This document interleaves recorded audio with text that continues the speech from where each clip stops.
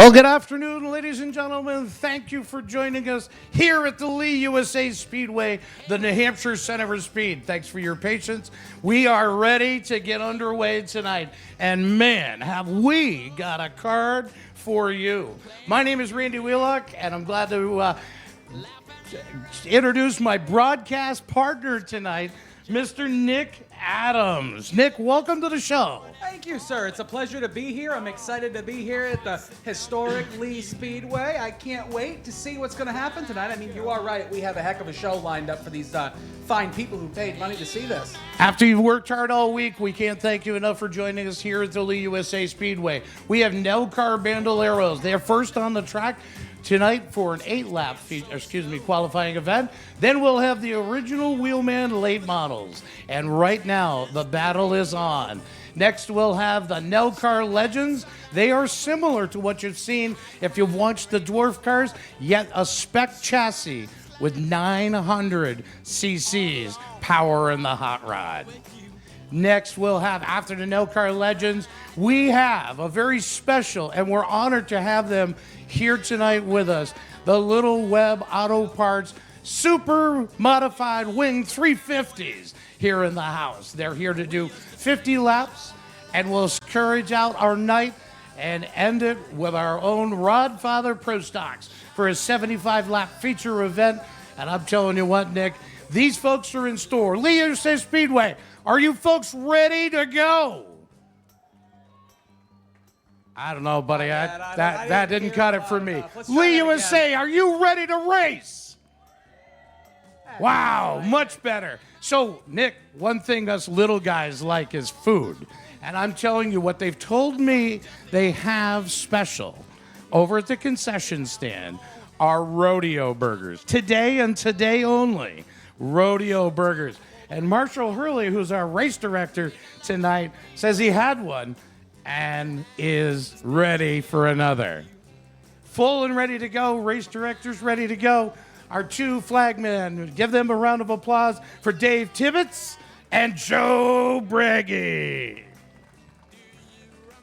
You'll see that the Nelcar Bandoleros are currently setting and staging. We are here for the Ollie Silva Memorial Midsummer Classic.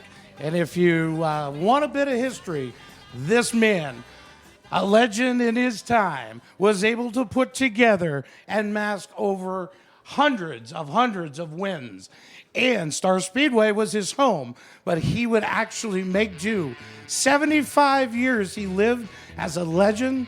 He had a near-fatal accident at the Monadnock Speedway back in 1978, which really changed his career, and unfortunately was able to continue racing, just not at the same level, and we honor him tonight. Ollie Silva, one of the greats, inducted into the New England Hall of Fame in 1998 as a legend.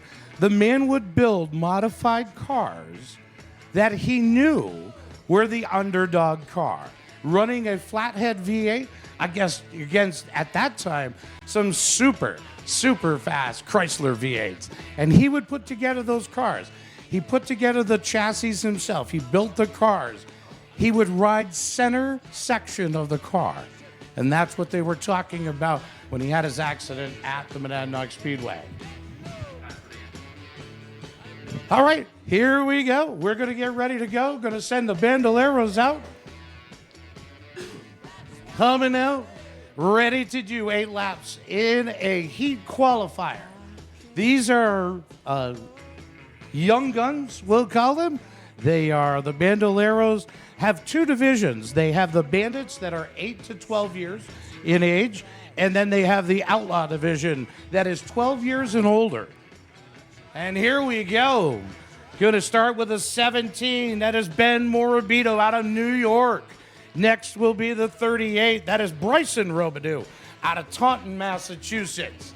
The 25, saddled by the brother, that is Brent Robidoux.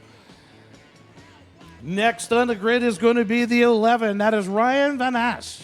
Ryan out of Warwick, Rhode Island. And starting scratch on the grid, that is going to be the 39. Excuse me. That is the 39, and I'm sorry we don't have that. Here we go. That is Landon Witten out of Standish, Maine. Joe Breggie's going to cross him over, double him up, get him ready to fire next time by. Shaking the green. Ready to go. It is going to be Morbido. He's your current victor in the last time that they were actually running. Ben out of New York, ready to go. They fire down the backstretch. You can throw a blanket over them. They're so tight. They're bumper to bumper. They're going to come into the start zone, go past the white. Green's going to fly. We're under racing. Off into turn one, Ben Moradito's going to lead from Bryson Rubidoux. It's going to be double file for second with the 25 and the 38 side by side out of turn two and down the backstretch. Boy, I'll tell you, Nick, they're going to be talking at the supper table later tonight between the Rubidoux. All right, the 11 RI is actually Nicholas RI Jr. Sorry, we've got to change. Nicholas doing a good job in this class. First season, a 17, still sporting the way. Ben Morabito. Love to go to victory lane, at least starting in the qualifier. Down into turn one, it is single file through the entire field. 4 cars. 3 cars under a blanket, then there's a little bit more of a gap back to the 11 and the 39. Down the backstretch, continued single file off into 3. Does Brent Robidoux have anything to challenge from Morabito? They come down the front stretch. He looks to the inside, gets to the rear bumper. They are tagged by tags, stacking them up. Look at here, but here comes brother in the 38. We're going to get the halfway signal this time by. A little bit of bumping down into 3 and 4 that time by Brent Robidoux on Ben Moradito. Now back down the front stretch. A little bit of a lead for the 17, about a half a car length off into turn 1. They continue to be single file as they exit turn 2. Only 3 more times around this beautiful racetrack. Boy, what do you think, Nick? If we put together these in a lawnmower, I could really get my lawn done in like toot fashion. It could be about 35 seconds. I Perfect. get my front lawn done. I wouldn't have to worry about calling anybody. It'd be like that. We also want to welcome everyone that could not join us tonight, watching at home on Nastrovision. The team is here. They're in spite, ready to go.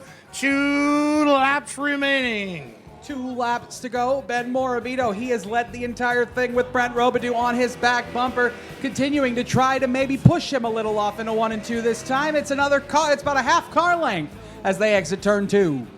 Morabito looking to set the pace, take it to victory lane. He's going to get the 1 to go signal this time by. Airing the laundry out, 1 lap left to go. White flag in the air into turn 1, still single file. Does Robidoux have anything to do for him in this qualifying race? Down the backstretch, it doesn't look like he does, but as we go off into 3, anything could happen as they come up on a lapped car. Onto the lap car of Witten. He pulls up. Almost contact between him and the winner, Ben Morabito. Morabito looking solid in the 17. The brothers Robidoux directly behind him. It would be Brent and then Bryson. And rounding out your field will be Landon Witten in the 39 and the 11 of Nick Unring Jr. Such a great job. Action-packed little hot rods ready to go, Nick. You know, they put on a heck of a show there. I mean, these are kids learning how to do this, so this is what it's all about. Get them on the big track. One of the best tracks, a very historic track here at Lee, and get these guys out there, get them a little experience, and let them have a little bit of fun as well. That's what racing's all about. You don't get into this to not have fun. That's it. They're having fun for sure. Here comes round 2 of our Nelcar Bandoleros. The Nelcar schedule looks this way. They're here tonight with us, the 5th. They go to the Hudson International Speedway on August the 20th. White Mountain Motorsports Park on the September 2nd. September 9th, they're at the Riverside Speedway. 9/17, they're at Star Speedway. And then they will be back with us on the 29th here for Oktoberfest. That is something I'm excited for. How about you? That Oktoberfest, that's coming up on us quick. Can you believe it's already August? I'll tell you what, Nick, we've had a tough time of racing this season. I think Mother Nature's taken more checkers than anybody has. Your starting lineup looks this way. In the 11, that is Ryan Vaness. In the 19, next on the grid,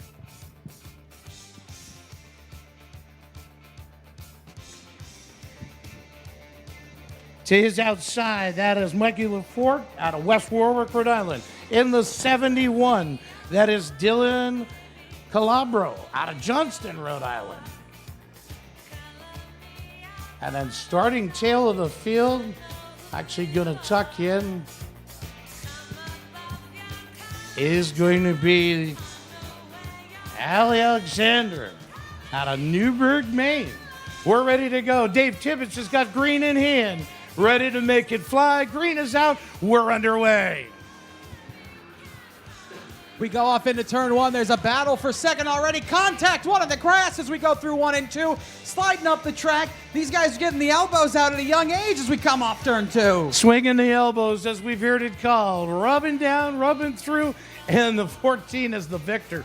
Running now in the second spot. Parker Davis coming off a last time win at the Hudson International Speedway. Doing a great job, but he's looking to dig in. Now he's got some chase time getting to the leader. Yeah, this is where you learn the best. You're going to have to learn how the leader's driving, follow his line, maybe change it up a little bit, grab a little bit more speed, and try to catch Ryan Vaness as we exit turn 4. Vaness looking like a Saturday afternoon test drive. Was really solid during their practice runs, and now is going to open up his lead. He's probably got a 14 car length lead right now over the 14 of Parker Davis. Yeah, it's a good 2.5 seconds as they go through 3 and 4. He's going to cross the start finish line. He's going to get 5 laps to go. Next time around, we'll have the crossed flags halfway. We're coming to 8 laps is the distance. And then after the Bandoleros, we will see our own original wheelman late models for their 2 of 8 lap qualifiers.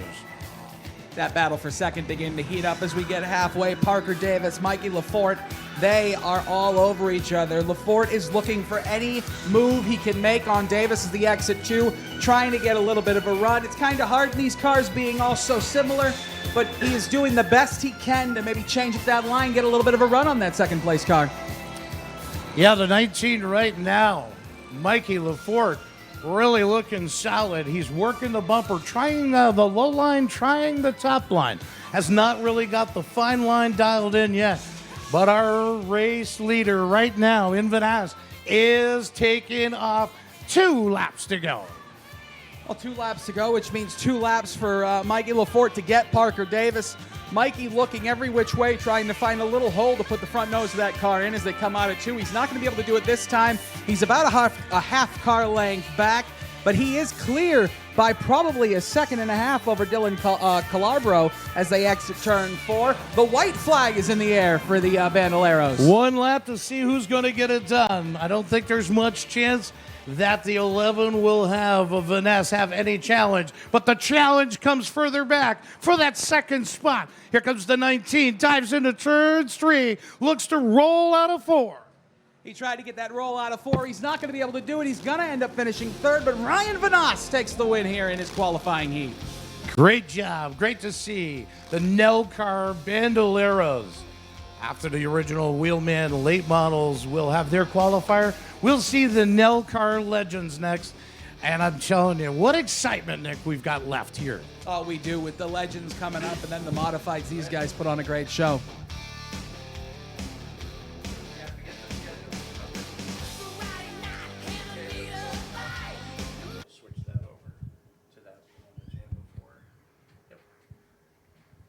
Ladies and gentlemen, before we bring our original wheelman late models, we'd like to draw your attention. Please stand and remove your caps, gentlemen and lady, as we pay homage to the greatest country in the world with our national anthem. Direct your attention towards the scoreboard.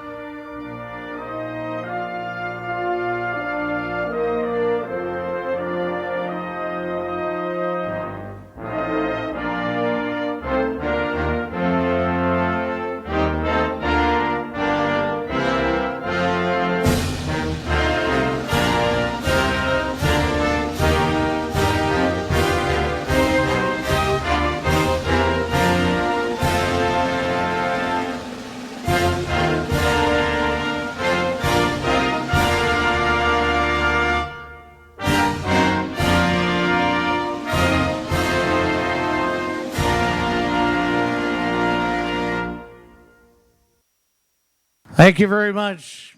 Thank you for all the veterans, all the EMS frontline workers, everyone who helps keep us safe in our country each and every day. Late models, original wheelman late models, ready to turn the wheel, turn the wick here at the New Hampshire Center of Speed. On the pole, out of Lymington, Maine, second generation driver for Wade Jelinas. To his outside in the 79, currently second in points at 11 in Maine. That is Patrick Tangway. Your current points leader out of Claremont, New Hampshire. Put your hands together. This is the 83G for Hayden Grenier. Next on the starting grid to his outside, they affectionately call him the pork chop. In the 22, Ashland and Mass brings us Austin Erickson. In the 38, starting in the fifth position, that is Nick Prenevue. Prenevue out of Methuen, Mass. Next on the grid to the outside is the 57. Bill Rickham, Mass is where he calls home, and that is the Cabana boy of Justin Beecher. The 30 of Andrew Morin, next to start on the grid. And then the Caveman, the 72 of Kenny, the Caveman, Scott, Kenny Scott Jr. Excuse me, in between here. Jelinas ready to set the stage. Here we go. They're going to roll off side by side. Got a couple of points bidders outside and inside ready to go. Joe Braggy says, let's go. Off into turn one, it's going to be a battle for the lead between Wade Jelinas and Patrick Tangway. He's at the quarter panel. Now he's going to slide back to second. He's got a battle for second on his hands as the 83G of Hayden Grenier off into turn three on his inside. Here are your 2 points leaders. The advantage right now is 12 points. Grenier gets the push, comes out of turn number one, looking for the second spot. But here comes the 57 of Justin Beecher. Justin Beecher to the inside of Grenier. They're lug nut to lug nut on the exit of turn four. Down the start-finish straight. 6 laps to go off in a one. Digging hard. Second is up for grabs. They are over to each other. It's Morin and the pork chop battling for fifth, side by side, door handle to door handle. Across the start-finish line, they are dead even as we go off into turn one.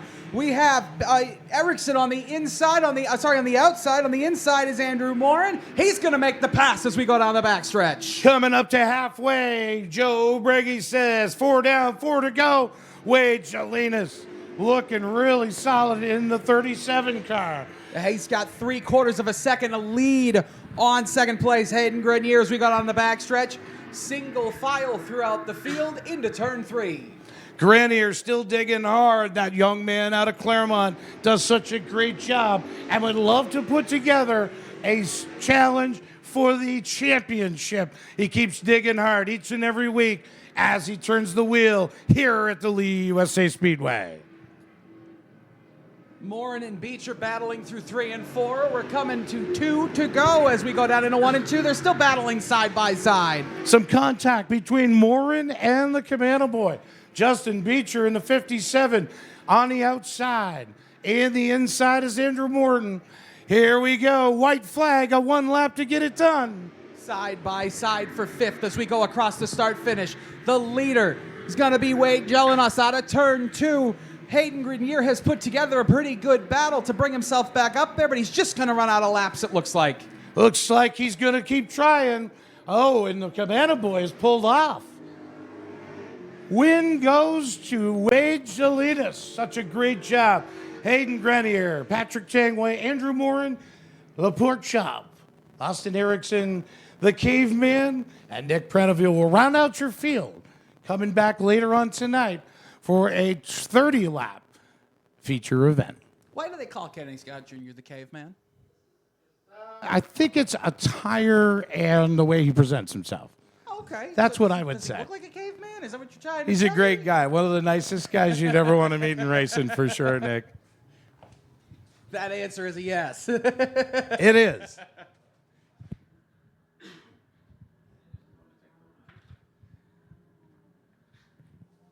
All right, next on the grid, we're going to turn it to Nick for our Legends, the NELCAR Legends Series.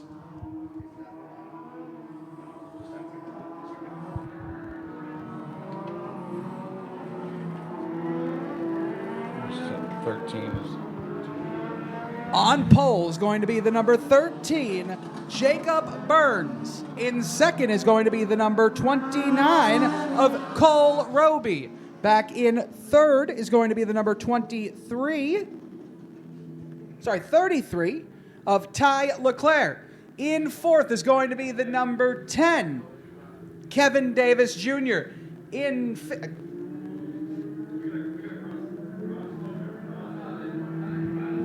Next is going to be the 99.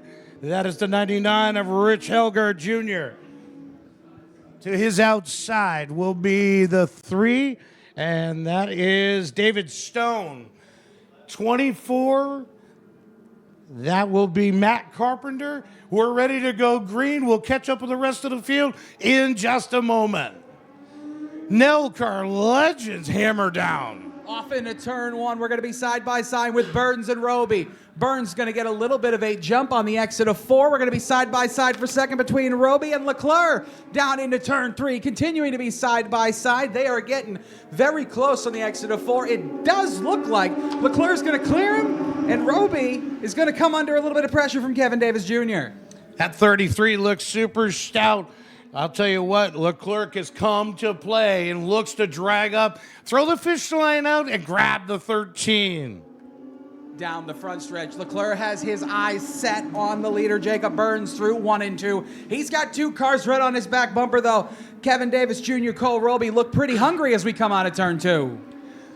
Setting the pace so far has been the 13 of Burns. The top 2 with second and third. Wiggle the wheel is the work of the wheel. We can see it from the 10 of Kevin Davis, currently competing in the 3rd spot.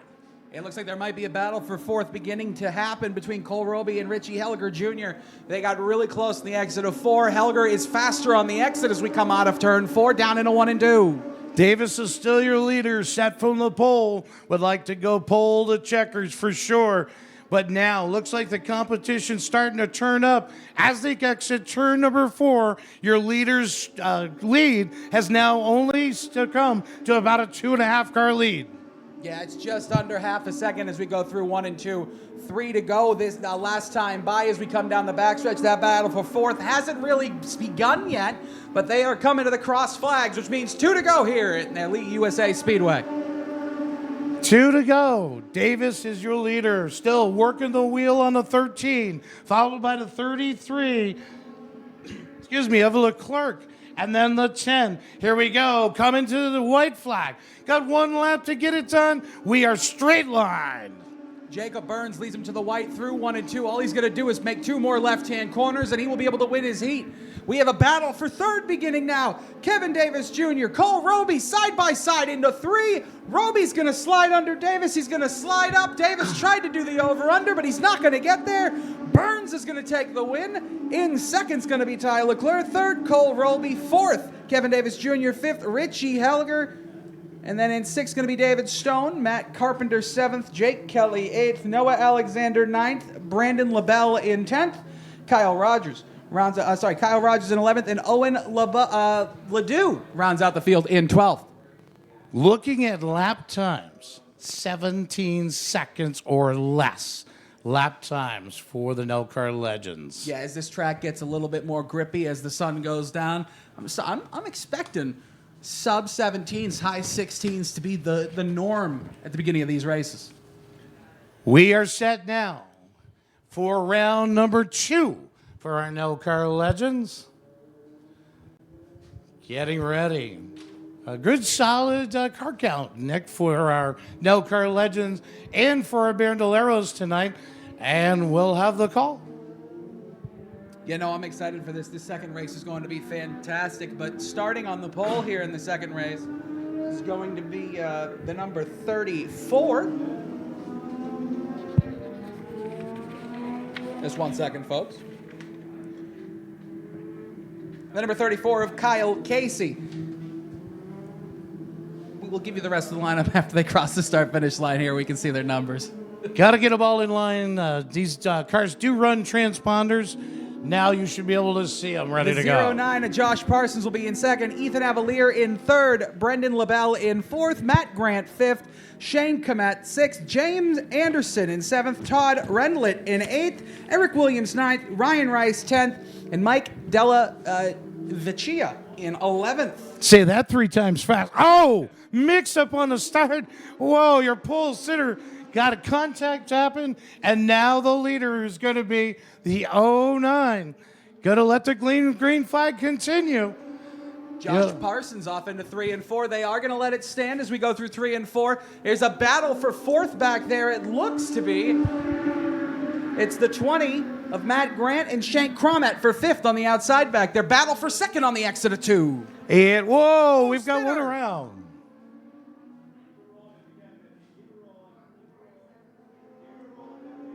15 gets refired, ready to go, back underway, no caution. He's going to be back. That's battle for third was big there on the exit of 2. We had Kyle Cassie, Brendan LaBelle side by side off into 3 and 4. We're looking like we're going to have a nice straight line, though, across the start-finish line. 5 laps to go. 5 to go this time by, and it's all been Josh Parsons. Was the recipient of, we'll call him the lucky dog tonight. Got a little slip sliding going away, and he took off like a rocket. That he did. I mean, he's pulled out to over a 3/4 of a second lead as we get the crossed flags halfway here in their heat down the backstretch. Single file through the top 7. There was a battle for 8th. That has been won by the number 38 of Ryan Rice. Mike Della Vecchia back to 9th. Battle right now ensues for 3rd, 4th, and 5th. They've straight lined it right now between the 34, the 4, and the 20. Kyle Cassie, Brendan LaBelle, and Matt Grant, they are really battling through 3 and 4. It does look like Matt Grant is waiting for LaBelle or Cassie to make a small mistake, and he's gonna just pounce on that. Go through 1 and 2, 2 to go.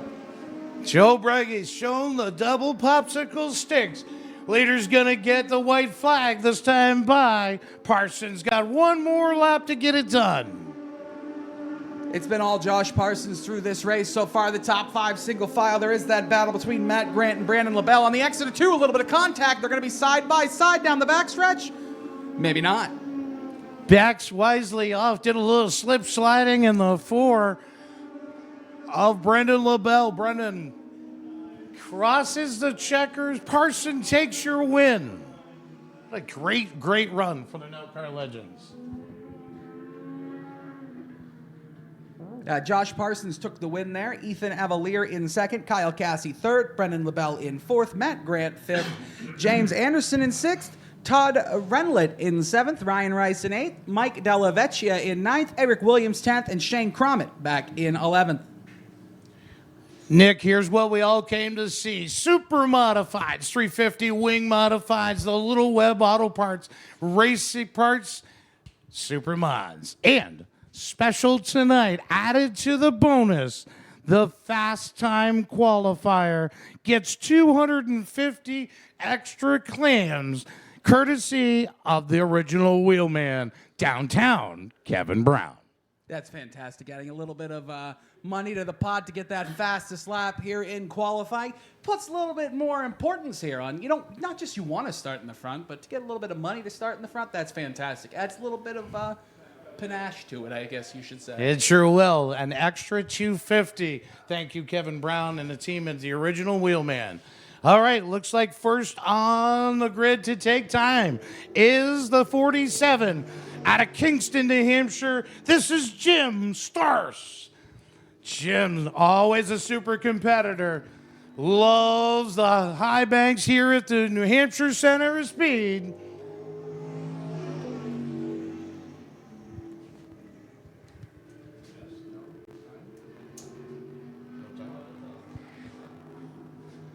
Puts the hot pedal down, moves the wing down.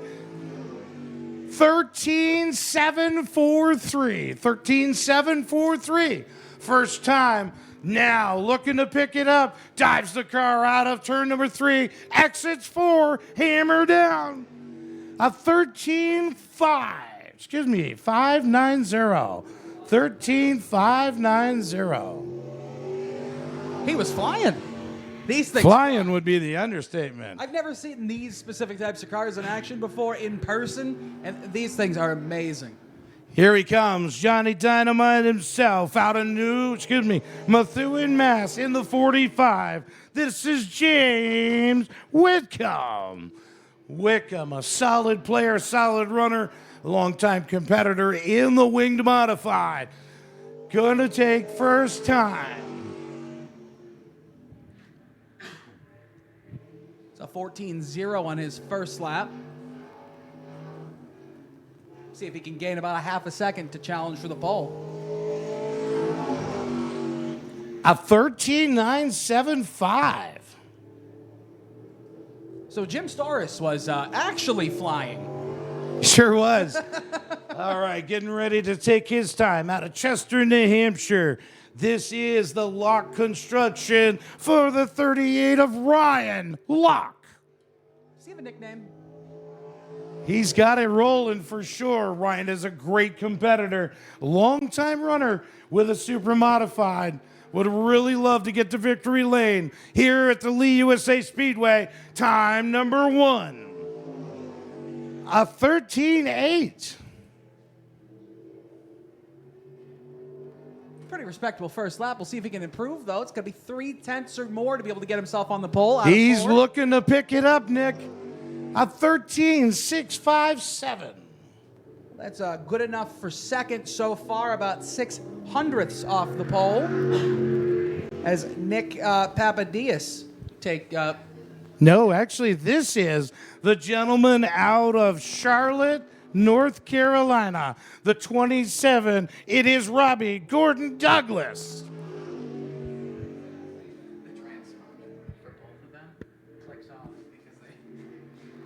Here he goes. Flew in, ready to go. Looks to fly to the victory. First time, 14.102. Picking it up, putting it down, jets it down the backstretch. He'll dive into turn number 3, come middle out of turn number 4. With a 14.085. Maybe a little bit of jet lag. I mean, he said he flew up from North Carolina. There could be a little bit of jet lag. All right, next on the scouting grid is the 7. Manchester, New Hampshire is where he comes home. This is Ken Goodrow. What a gorgeous looking car. Let's see how fast he can make the wheels work. Pedals out of 1 and 2, down the backstretch. Muscles it out of turn 2. Hammer down, very light off the throttle. Back into it, stands on the fuel. 14.365. See if he can improve on his second lap here. He did slide up a little bit through 1 and 2 that time, so that might cost him a bit as we go through 3 and 4. Gets on the loud pedal to come down the front stretch across the start-finish line of 14.2. Then we'll put him currently 5th out of 5. All right, we saw this cat pedal in Derek Nealon's car into the fastest time. He is the number 70 when the main is where he calls home. This is Rusty Poland. Whoa, has to get out of the gas coming out of turn number 4. Car slid way up the hill. Yeah, this first lap is going to be a throwaway for him. He got way loose on the exit of 4 there. Had to get out of it to not pound into the outside wall. Coming down the front stretch on the loud pedal for his first lap of 14.1. I mean, if that was him having to get out of the throttle out of 4, his second one should be pretty fast down the backstretch. Here he comes, taking lap time number 2. He's definitely got it dialed in this time. Slides middle through with a 13.998. That'll put him currently P4 on the grid. Still, Jim Storrs, who was our first competitor out, let down a 13.590 on his fast lap, and that still is the provisional pole. Getting ready to take his first time, putting some heat in those wide tires. And this is the 55 out of Auburn, New Hampshire, Mike Nedison. Nedison, a great competitor for many years as a super modified driver. ready to go. Comes down out of turn number 4. Jets it to the finish line. 14.023 on his first lap. An even tighter line through 1 and 2 that time. It was more and more precise as we see guys come out on the track. A little bit more rubber allows them to really lean into those big tires down the front stretch. 13.920 on his second lap. That will put him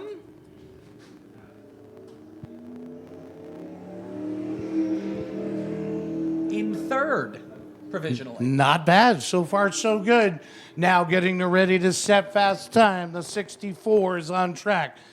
Pennacook, New Hampshire is where he calls home. This is James Capps. Capps, that orange 64, looking really, really solid. Works it down the back stretch. You can see him working the wheel. On the exit of 4 on the loud pedal, cross the start-finish line, 14.393 on his first lap. See if he can improve on the exit of 2. Got it wide open. Very little time off the throttle. Stays in it hard for a 14.262. 14.262. Provisionally 7th, just about 2 thousandths of a second faster than Ken Goudreau. All right, here we go. Danville, New Hampshire. This is the 12 for Johnny Leonard.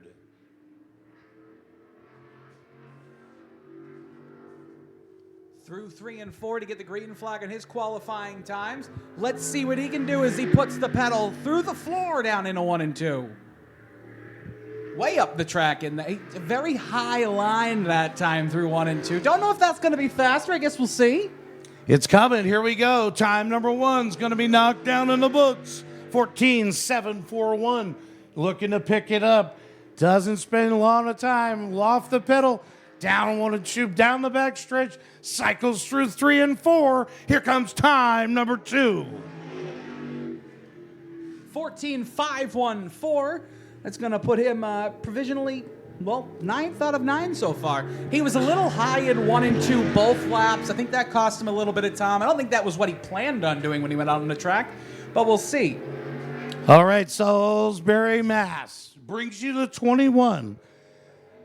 Ready to rock first time. He's on the clock as we speak. This is the 21 of Ryan Battle. Ryan battled down the backstretch through 3 and 4. Very quick are all the battles. I've learned that very quickly in my time up here in New Hampshire. The battles are quick. His first lap of 14.514 through 1 and 2 for his second time. Looks a little bit faster on the exit there. He looks like he's driving it in deep. Comes out of turn number 4. Working the wheel. 14.514. All right, now here's the challenge. Here comes the Rocket who just got his first victory in a Nastro Modified. You got to see it. I watched it on TV. I had to call it. Yeah, Dunstable, Mass. Brings you Jeffrey Battle. He put on a heck of a show at Hudson. It was unbelievable to watch him drive through the field. So we'll see what he can do here today. Down the backstretch, trying to set a fast first lap through 3 and 4. Very tidy, much lower than everybody else we've seen. A 13.830. We know Jeffrey Battle has a lot of speed in him. Can he grab that 0.3 of a second on the exit of turns 1 and 2 into 3 and 4 for the final time? Here he comes, loud pedal down. A 13.680. Provisionally third, but I mean, there is no fear in this kid. He goes into every corner like it's the last lap of the last race he's ever going to race, and he puts on a show. Here he is in the purple 26. What a gorgeous looking paint scheme on this. Derry, New Hampshire's Nick Papadis. Down the start-finish straight, pedal to the floor, into 1 and 2 for his first time. Let's see what he can do. It's very, very neat through 1 and 2, down into 3 and 4. Sure is. The difference is he's got the low line working. A little wiggle first time by. 14.221. The track is starting to rubber up as we get further and further through this field, and we're starting to see that pace become a thing from all these guys through 3 and 4. He's right up against the line. Didn't wiggle that much this time. 14.012. All right, here we go. In the 39, Westford, Mass is home. This is Eddie Whitcomb. And we've just heard from Race Control. Due to a transponder issue, the 21 will return. The 21 of Ryan Battle and get one single lap to put back up because his transponder was not signaling correctly. So it's all or nothing. All or nothing. He's going to have to put the meat on the table and get ready to put the veggies with it.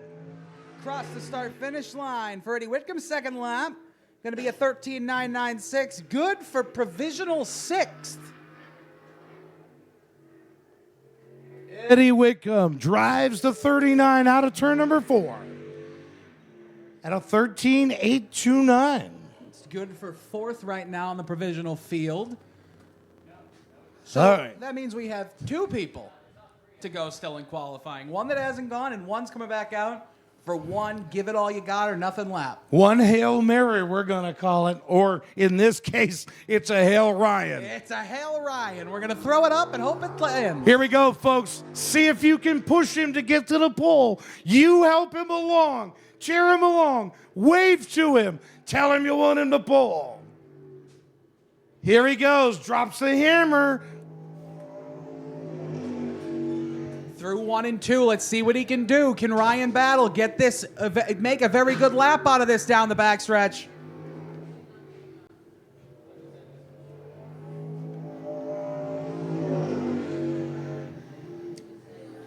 Still transponder troubles, I would say. We'll try to get an official right now word on where Battle stands.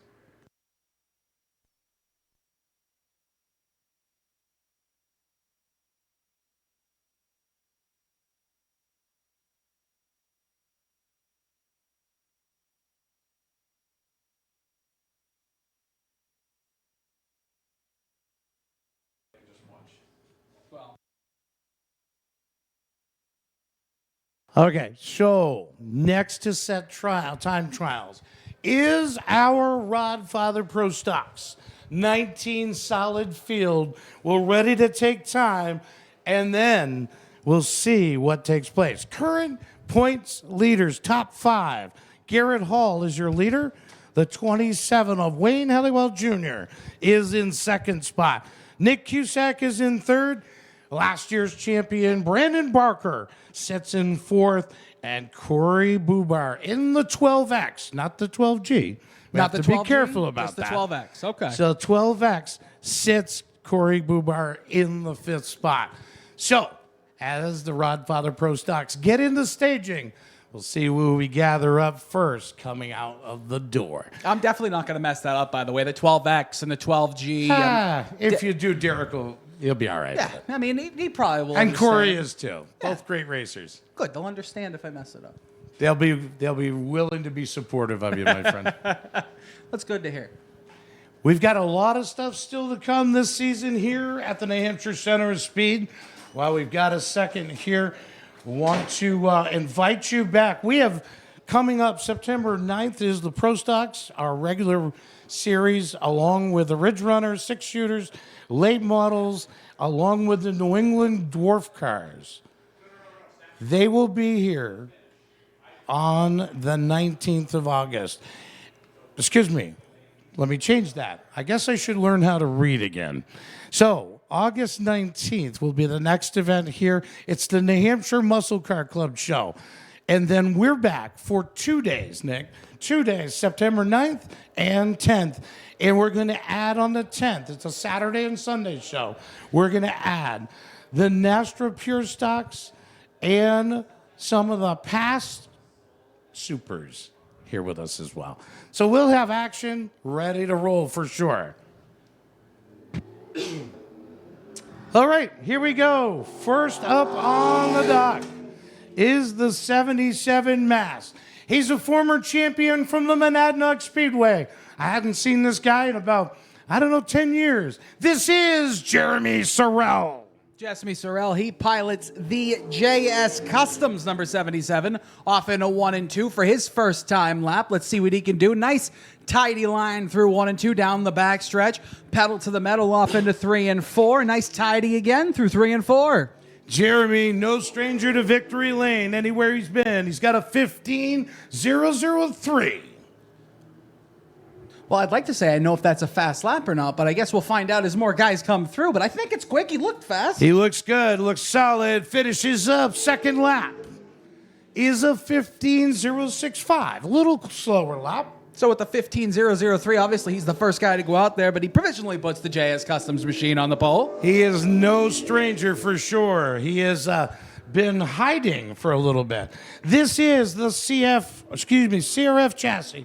Chelmsford Wholesale, Litchfield, New Hampshire, for the 05 of Bobby Frappier. Frappier down the front stretch into 1 and 2. Nice tidy line once again. He's actually a little bit lower than the 77 of Jeremy Sorrell was. Down the back stretch into 3 and 4. Let's see what he can do this time. If he can set a good first lap, give him the momentum for his second one. 15.459, 15.459.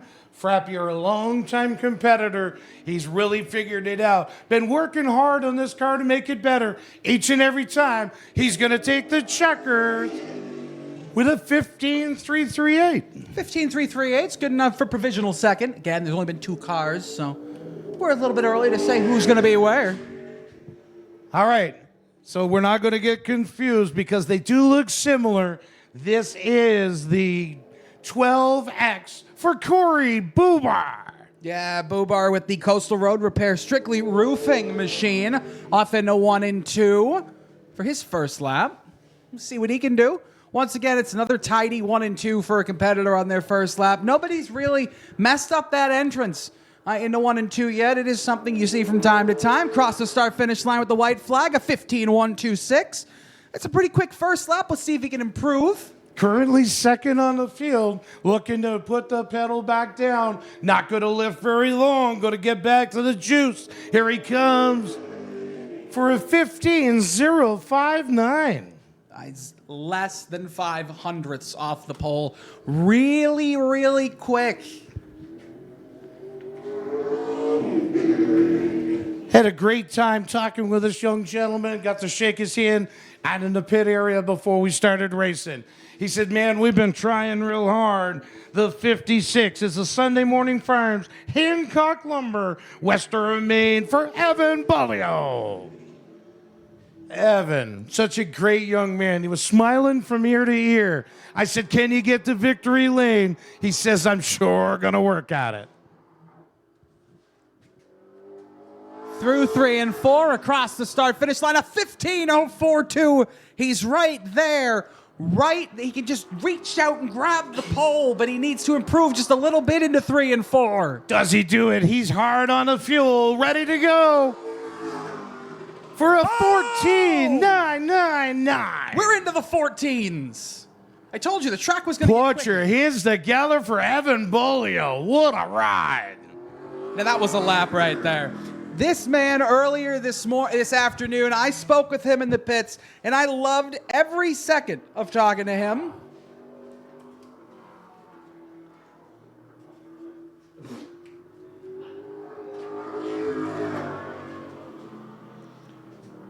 It's going to be Joey Dorian through turns 1 and 2, down the backstretch. Sorry, it's Doran. I apologize. Into 3 and 4. Nice tidy line once again. Look, just a little bit slower than our pole sitter, Evan. Down into 1 and 2. He's quick. He's got a 15.162 on his first lap. No mistakes through 1 and 2. Down the backstretch. Into 3 and 4 for his final lap. He's going to come to the checkered flag. Can he put the pedal to the metal and put it on pole across the start finish? 15.075 will put him provisionally 4th. Wow, are these guys ready to turn the wheel tonight? So now you see the team car. This is the 77 of 77X for Alex Quarterly. Quarterly, last time here, did not have such a good run in this car. Ended up taking it home. Had to do some work on it, but he is ready to go tonight here at the New Hampshire Center of Speed. Down the backstretch into 3 and 4. He's going to try to be nice and smooth, get a fast lap. If he can set a good first lap, so far the trend has been a good second lap, a 15.229 on his first lap. That puts him provisionally 5th after just one, but down the backstretch, we still have a corner to go. He's putting a hammer on it for sure. Here comes Quarterly taking his second time for a 15.231. Now, folks, for those of you that haven't come to a motor race before, the noise you're hearing as he hits the rev limiter is him hitting the chip as he goes off into 1 and 2. All right, now we have this gorgeous 17. Those are a beautiful set of wheels on a blue wheel, black car. This is the Folan Motorsports, North Attleboro, Mass. For Kevin Folan. Are those blue chrome? Those aren't chrome. I don't know what they are. Those are blue chrome. Those are beautiful. They are gorgeous. They are sharp as he goes down to 3 and 4. He's going to try to be sharp on the track as we come through 3 and 4. Out of turn 4, down the front stretch, a 15.507 on his first lap. Let's see if he can improve on his second one. Here he goes. I talked to Kevin earlier. He's parked down on the end over here in the back behind us. He's looking to put the drop for 15.364.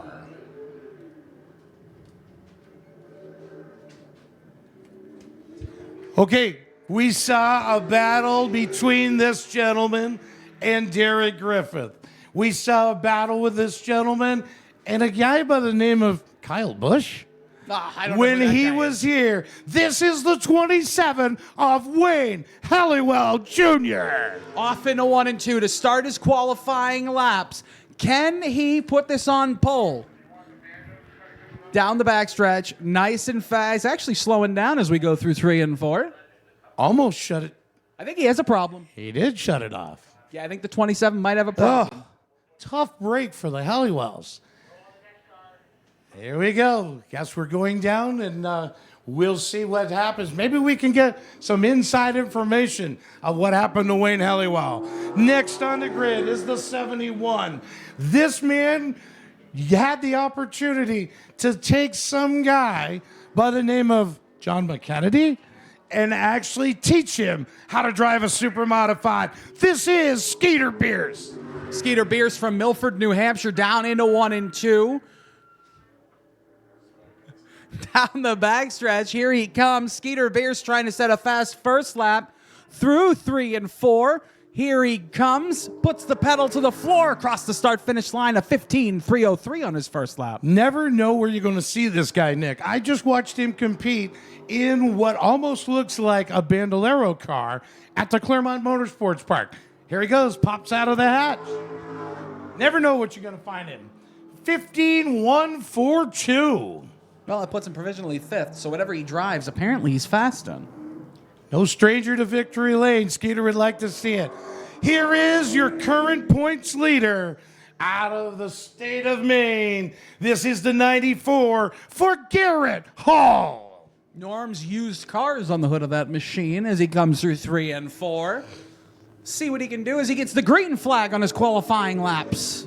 Done such a great job this season. He has not yet had a victory here at the New Hampshire Center of Speed, but he's coming off a victory at his home in Maine. Here he goes, Garrett Hall looking to take fast time. 15.087. It's going to put him provisionally 5th on his first lap. If the trend continues, A, the track is going to get faster, and B, the second lap is always faster. Here he comes through 3 and 4. Can he improve with the foot to the floor? Cross the start-finish line of 15.145.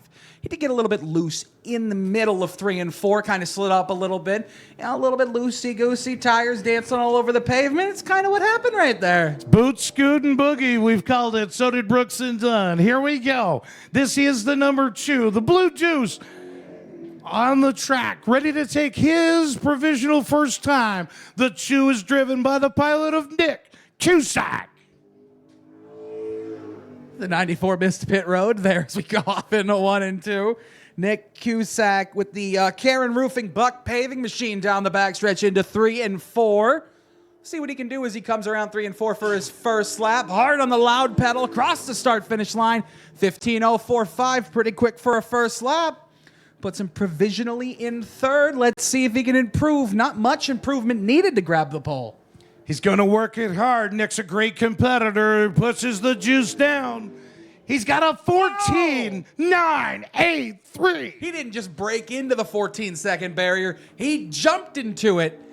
With 2 feet and a bunch of pedaling, Nick Cusack, currently 6th pole.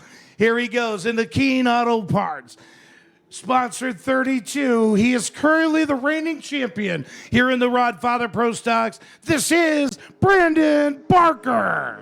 Crossed the start-finish line into 1 to begin his first lap. Those tires perfectly heated right around the yellow line. Down the backstretch, perfect exit. Even better entry into turns 3 and 4 on the exit of the corner. If he gets the loud pedal down, this will be a fast one. 14.774 on his first lap. Through 1 and 2. He doesn't need to improve. He's got the field by 2/10. If you know Brandon Barker like I do, he doesn't care. He'd look to juice this thing hard. In a 14.612. What a lap. What a dynamite run for Brandon Barker. Here he goes out of the stable of greens, the green and white hot rod. This is Ryan Green. Ryan Green with B&B Automotive Repair on that machine. Sorry, B&R Automotive Repair on that machine out of turns 1 and into turns 1 and 2. See what he can do on his first lap. Like I said, this track is just going to get quicker as we go, and it really did. It sure does. Ryan was in victory lane with us here at the New Hampshire Center of Speed last year. This kid I thought was going to break me with a hug. 14.945 on his first lap. If he improves, he could challenge Brandon Barker down the backstretch into 3 and 4. Can he do it? Right up against the yellow line, the loud pedal to the floor, across the start finish, a 14.775 is going to put him P2. Whew. I don't know. You are right on the money, Nick. Whatever is going on to the track, whatever has happened, man, these cats just keep getting faster and faster and faster. So you know what I've noticed over the last 5 minutes is, fans, if you look to your right, the shade in turns 1 and 2 has started to come over the track. It's allowing these drivers to drive the entrance of 1 and 2 just a little bit harder, and that's where they're gaining all their time. There's that little extra grip in 1 and 2 that they're able to fly off through the center, then carry that speed down the backstretch. Carry it is right. Brandon Barker showing the way. Man, was he on it? He was sliding all but 4 wheels, Nick, here on 3 and 4. And man, he was like a jet turned on in that Keen Auto Parts sponsored 32. He is showing why he is the current reigning champ. That was just flat out impressive and quick. What's the track record here? Do you know off the top of your head? I do not know off the top of my head, but I will research that for you. I can tell you right now that was super fast. Rodfather Pro Stocks, not a challenge for excitement. Great job by all involved. Going to pull them out of the infield, back to the pit area, scale the cars, and get them ready to go. 75 feature laps to end the night here at Lee USA Speedway.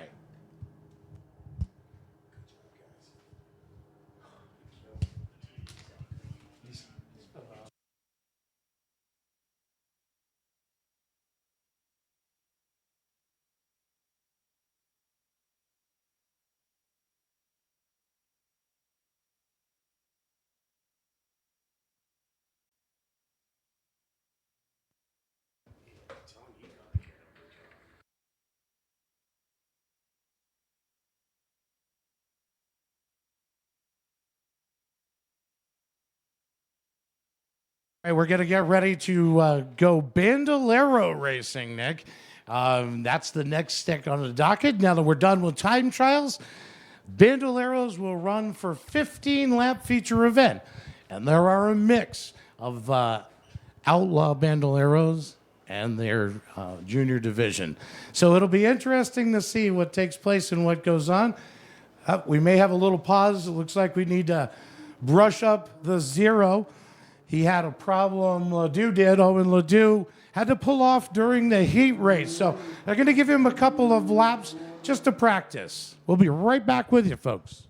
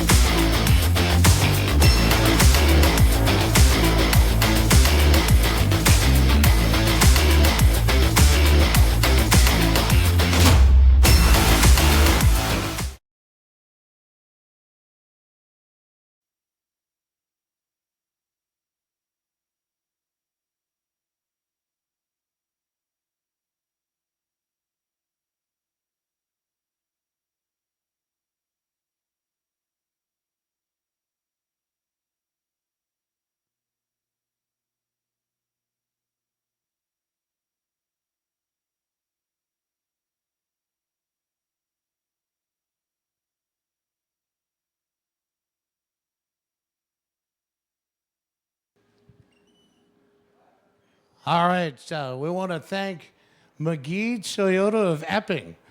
Got a brand new pace car, and it just happens to be piloted by a new track owner, Ben Bazowski, tonight. Gonna get Uncle Ben into the role. You never know what this guy's going to be doing. I want to thank him, John Espernette, your general manager here at the Lee USA Speedway.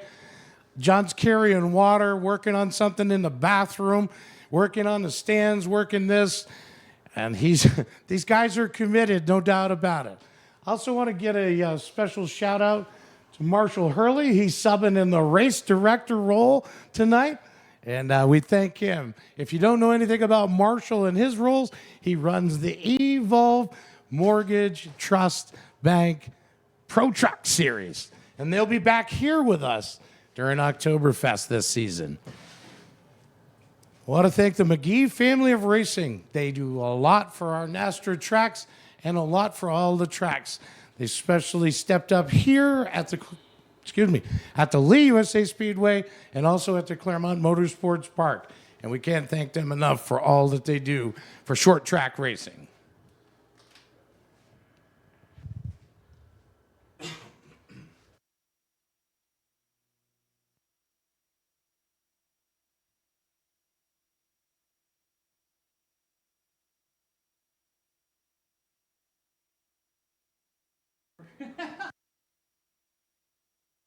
Nick points out we've got a 7-duck flyover going on over here at the Speedway right now. It's a little salute to our race fans by the geese as they move east, west, north, and south at some point. As long as they keep moving. Just don't stop over the grandstands. I'm sure none of the fans want that.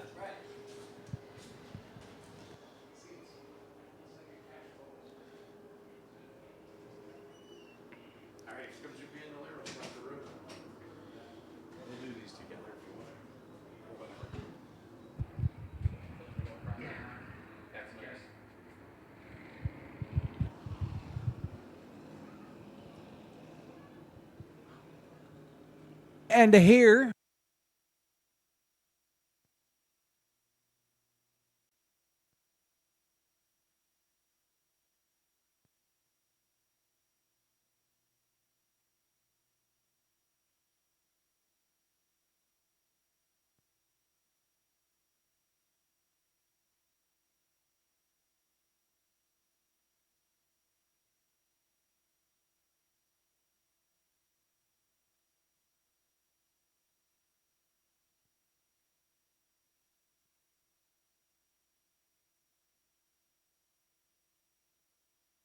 What a great night for racing. Thank you for joining us here at the Lee USA Speedway. Bandoleros, these are young racers. We're not going to call them kids. 8 to 12 and 12 and older, competing in the first line. We've seen so many young guns, Hudson Heroes, and all those racing in each division to get started somewhere. McGee Toyota of Epping. Pace car drops off. We're ready to go green, Nick.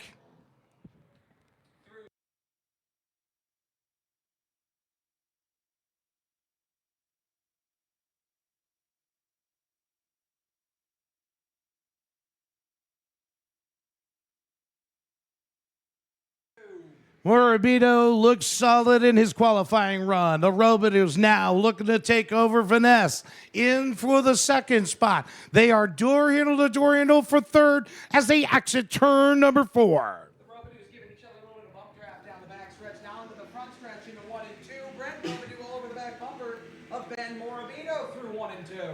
A little touch, run and go. Working the low line here at the New Hampshire Center of Speed. Morabito's got the preferred line as they exit turn number 4, and they're going to click off their second lap. The Robidoux just kind of sitting there waiting. They're making up a plan in their head, trying to think of what they're going to do. Are they going to go inside? Are they going to go outside? Are they going to slingshot engage from Talladega Nights and go by on the outside? There you go, shake and bake, I believe is what they called it best. Morabito may be the victim. Coming up soon, looking to the inside, is the 25 of Brett Robidoux. Brent Robidoux through 1 and 2 on the back bumper, giving him a little over in the 3 and 4. We got a battle for fourth up in the 3 and 4. The battle ensues between the 14 and the 19. Parker Davis, your last time winner, and Mikey LaForte looking to duke it out.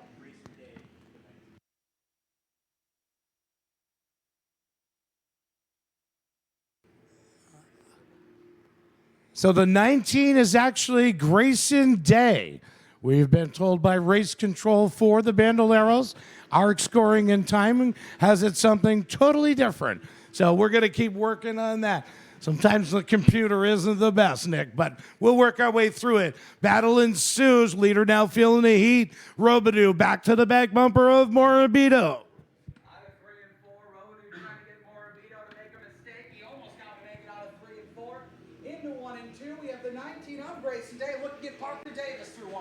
Did a little bump, shuffle, and run as they came out of turn number 4. Last lap by, they knocked each other around. Now the 19 is going to feel the heat from the 11. The passing flag from the number 39 to allow the leaders to go to the inside. He's going to stay there currently. Looking like he's going to slide up, maybe go to the bottom out of 1 and 2. He will. The leaders go by on the outside, and Robidoux almost uses that to his advantage in the 3 and 4. Try to use him as a pick. The 39 maybe was looking to see if he could set him up. Morabito still looking solid in the 17. Doing a great job. He's led so far from the pole. 8 down, 7 to go, down the back stretch. The Robidoux.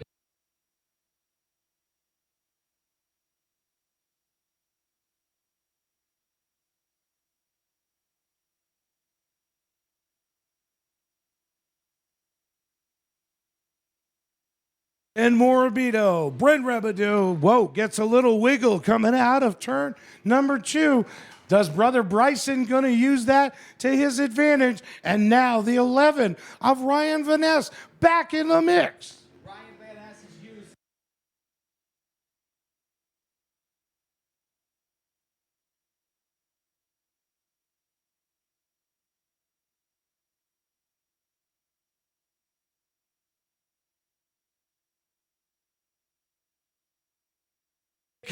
They're going to take lap number 11. It is literally nose to tail to nose to tail to nose coming out of turn number 2 down the backstretch. Robidoux looks to the inside. He may have something he's been saving for Morabito. Bryson gave Brent a huge shot.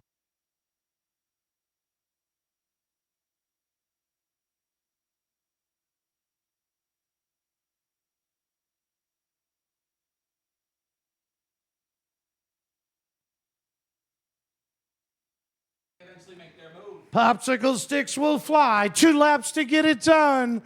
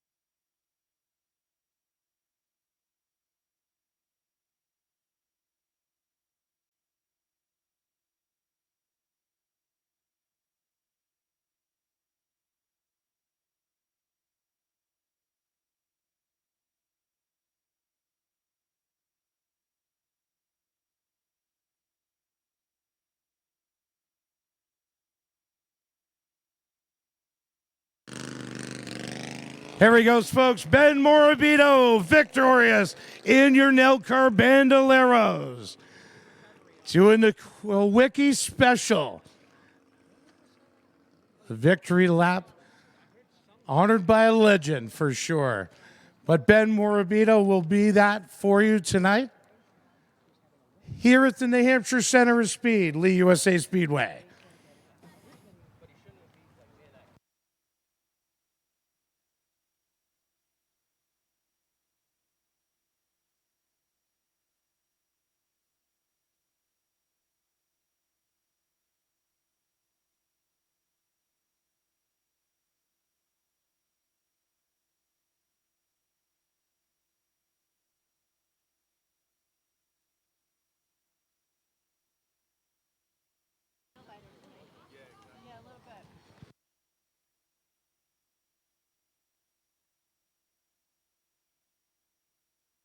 Ben gets out and gets his stuff off. We're going to talk to the two other gentlemen here, second and third place.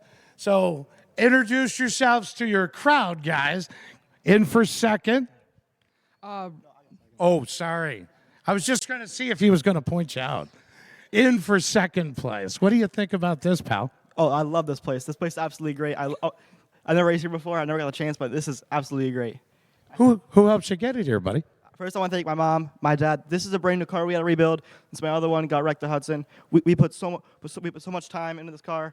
All my family, and I want to thank Rich Helger for letting me the chassis so I can do it. My whole family, my Uncle Billy, my grandfather, my mom, everyone, and Signs by Six, Helger Oscar's Power Equipment, Finish Grade Excavation, and the Black Flag Podcast.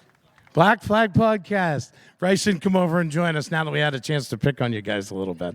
We just had to do that. Sorry. So what's the discussion at the dinner table? Who's really faster and who's not? It's really the same. We argue about it, who's faster or not. And who usually is? Me. So what happened tonight? It was just fun because I haven't done one of these tracks in a while, like drafting everything, but it was actually fun. Who helps you get it here, buddy? My mom, my dad, my whole family, Finish Grade Excavating, Shamard Apartments, Side Drive Podcast, Black Flag Podcast, and that's it. Good job, Bryce. Good job. All right, we're getting a hug over here in Victory Lane. Boy, buddy, Mr. Morabito, you put on the show. But these guys were trying to reel you in the whole time. Congratulations. Thank you. It was definitely a hard race. Just to be a part of. Definitely had the 25 and the 38 pushing me the whole entire race. Last lap got a little risky. I just was trying to hold on for the last couple laps and just try and get the win. Who helped you get this here? DDM, my mom, my dad for bringing me out here. My brother for setting up my car and further down. Everybody who supported me, the fans for coming out this week, and just everybody who supported me through the years. What's the next aspiration for you, pal? Probably Legends. Legends. So look out, legend drivers. Ben Morabito victorious tonight. Thank you, buddy.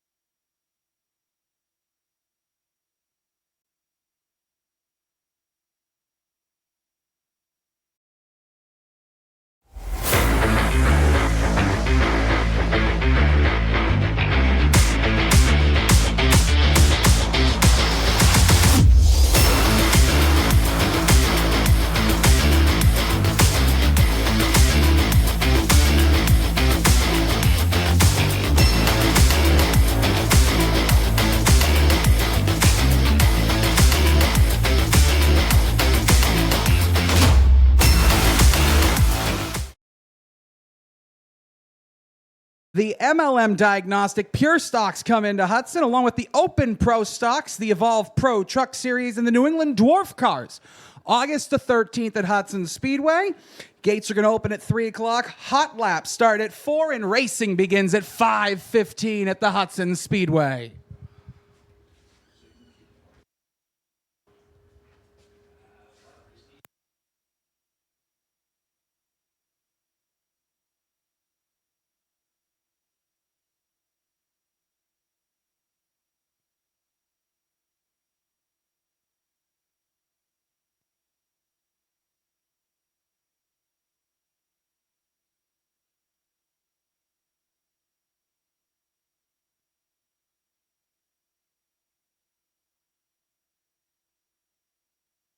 All right, here we go. This is the 30-lap feature event for the original Wheelman late models.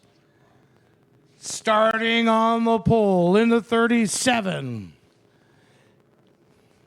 The Main Metal Building LLC, Lymington, Maine is where he calls home. This is Wade Jelinas. To his outside in the 79 out of Lebanon, Maine.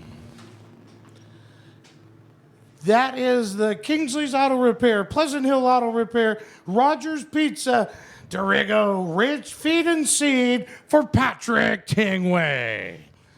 Next on the grid, your current points leader in the 83 out of Claremont, New Hampshire. That is the hot rod of Hayden Grenier. Next on the grid, in the Allenell Fabrication, Moore and Engine Services, Nashua, New Hampshire native, Andrew Morin. Then behind him is the Newcomb Tree Service, Catco Recycling, Ashland, Mass. Is the home base for the 22 Pork Chop, Austin Erickson. Next on the grid in the 72, the Bumpy's Auto Repair, R&L Auto Cycle, Prospect Tailors, Salem, New Hampshire is where he calls home for Kenny the Caveman Scott.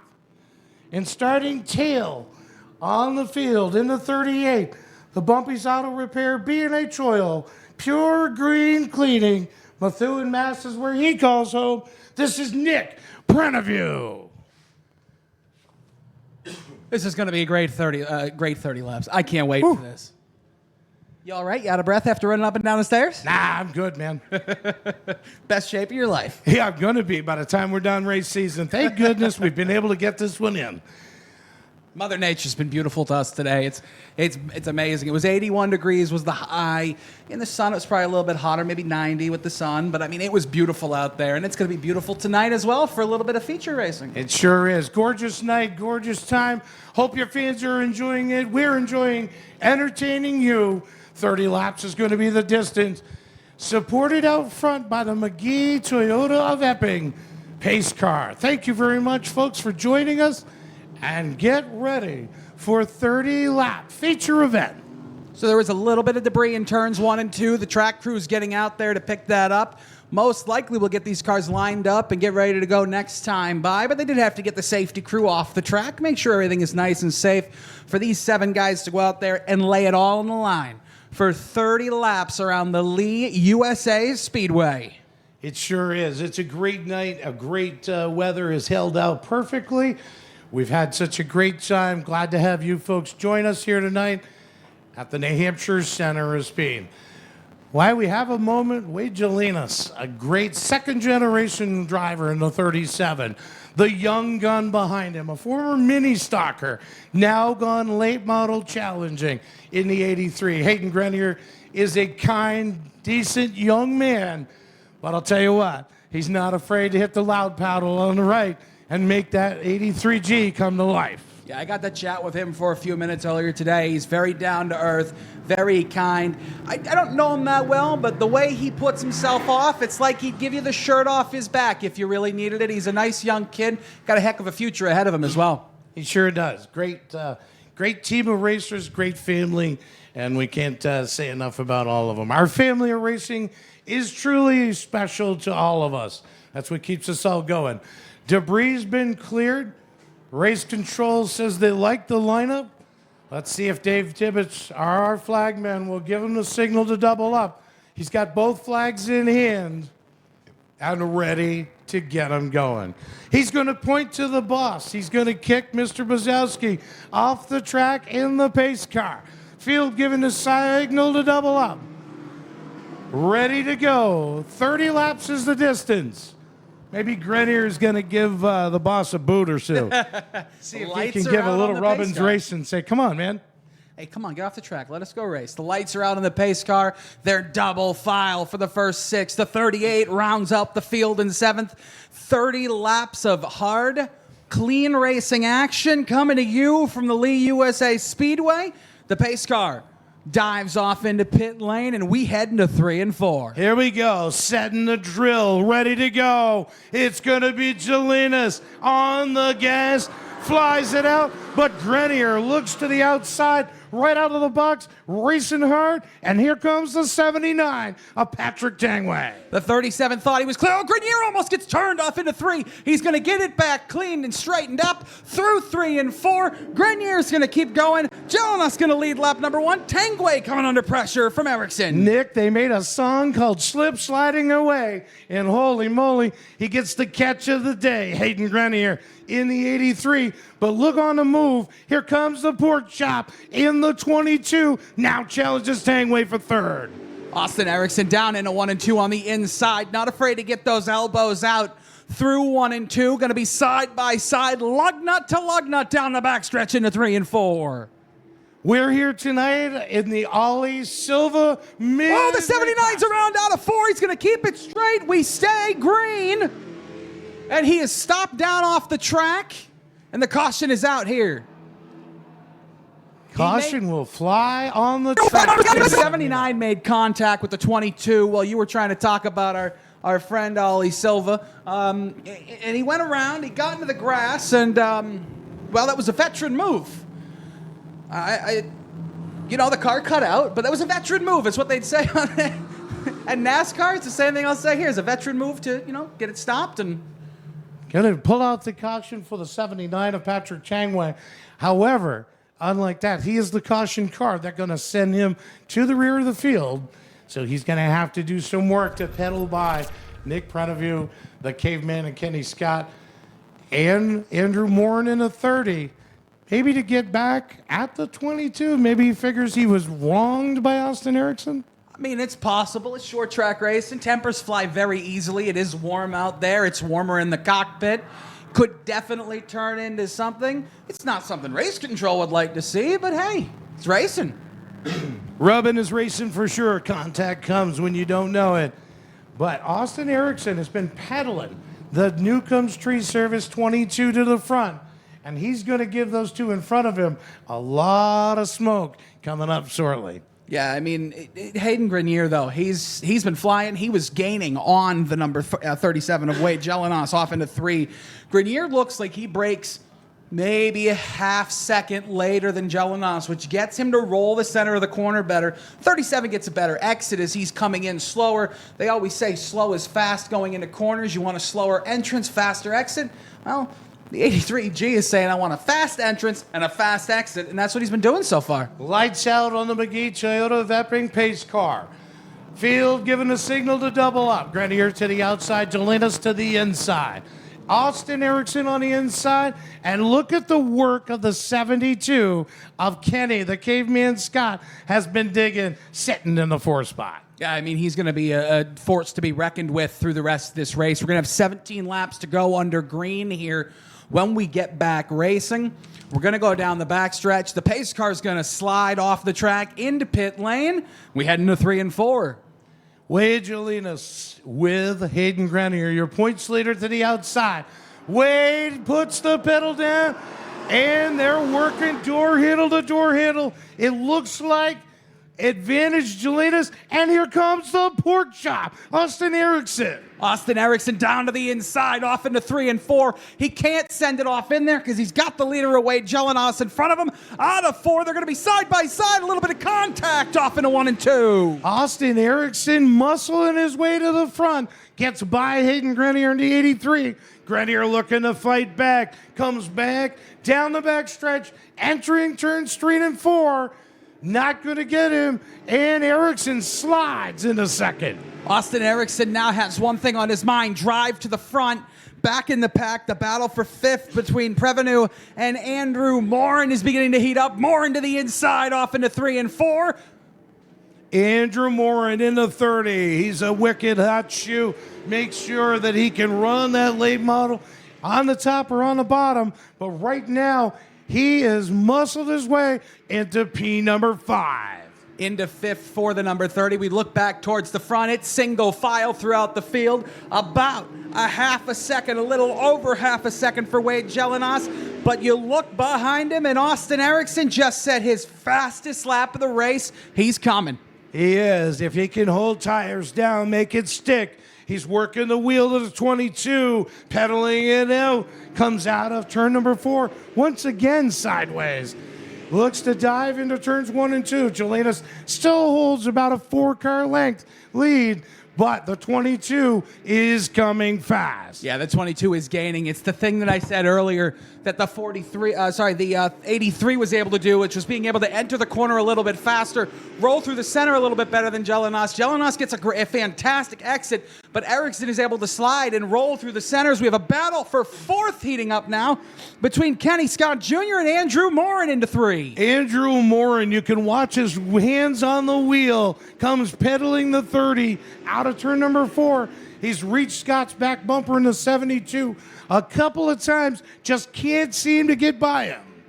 Down the backstretch into 3 and 4. Can the 30 get the bumper to him? He can't this time. Out of 3 and 4 to the front stretch. No move this time for Morin. Tough the battle break. for second. Tough break going on for the 79 of Patrick Chengwei. He's retired to the pits, but here comes Hayden Grenier in the 83, looking to get back to the 22, and Kenny Scott's around. Kenny Scott facing backwards on the inside line in 3 and 4. Smoke from the brakes is just escaping from that car. He's trying to get it fired up, turn back around. He's going to wait for the leader to come by. The 22, the 83. Kenny Scott might be going towards pit lane. Looks like he's waiting for an opening here. I think he's going to go have a chat with Andrew Morin first. Maybe some... Thanks, bud. Kenny Scott's going to pull to the infield here. Looks like the car appears to be okay. He's going to join the tail of the field as he is the caution car. I don't know. I don't think he's really happy with the 30 of Mr. Morin right now.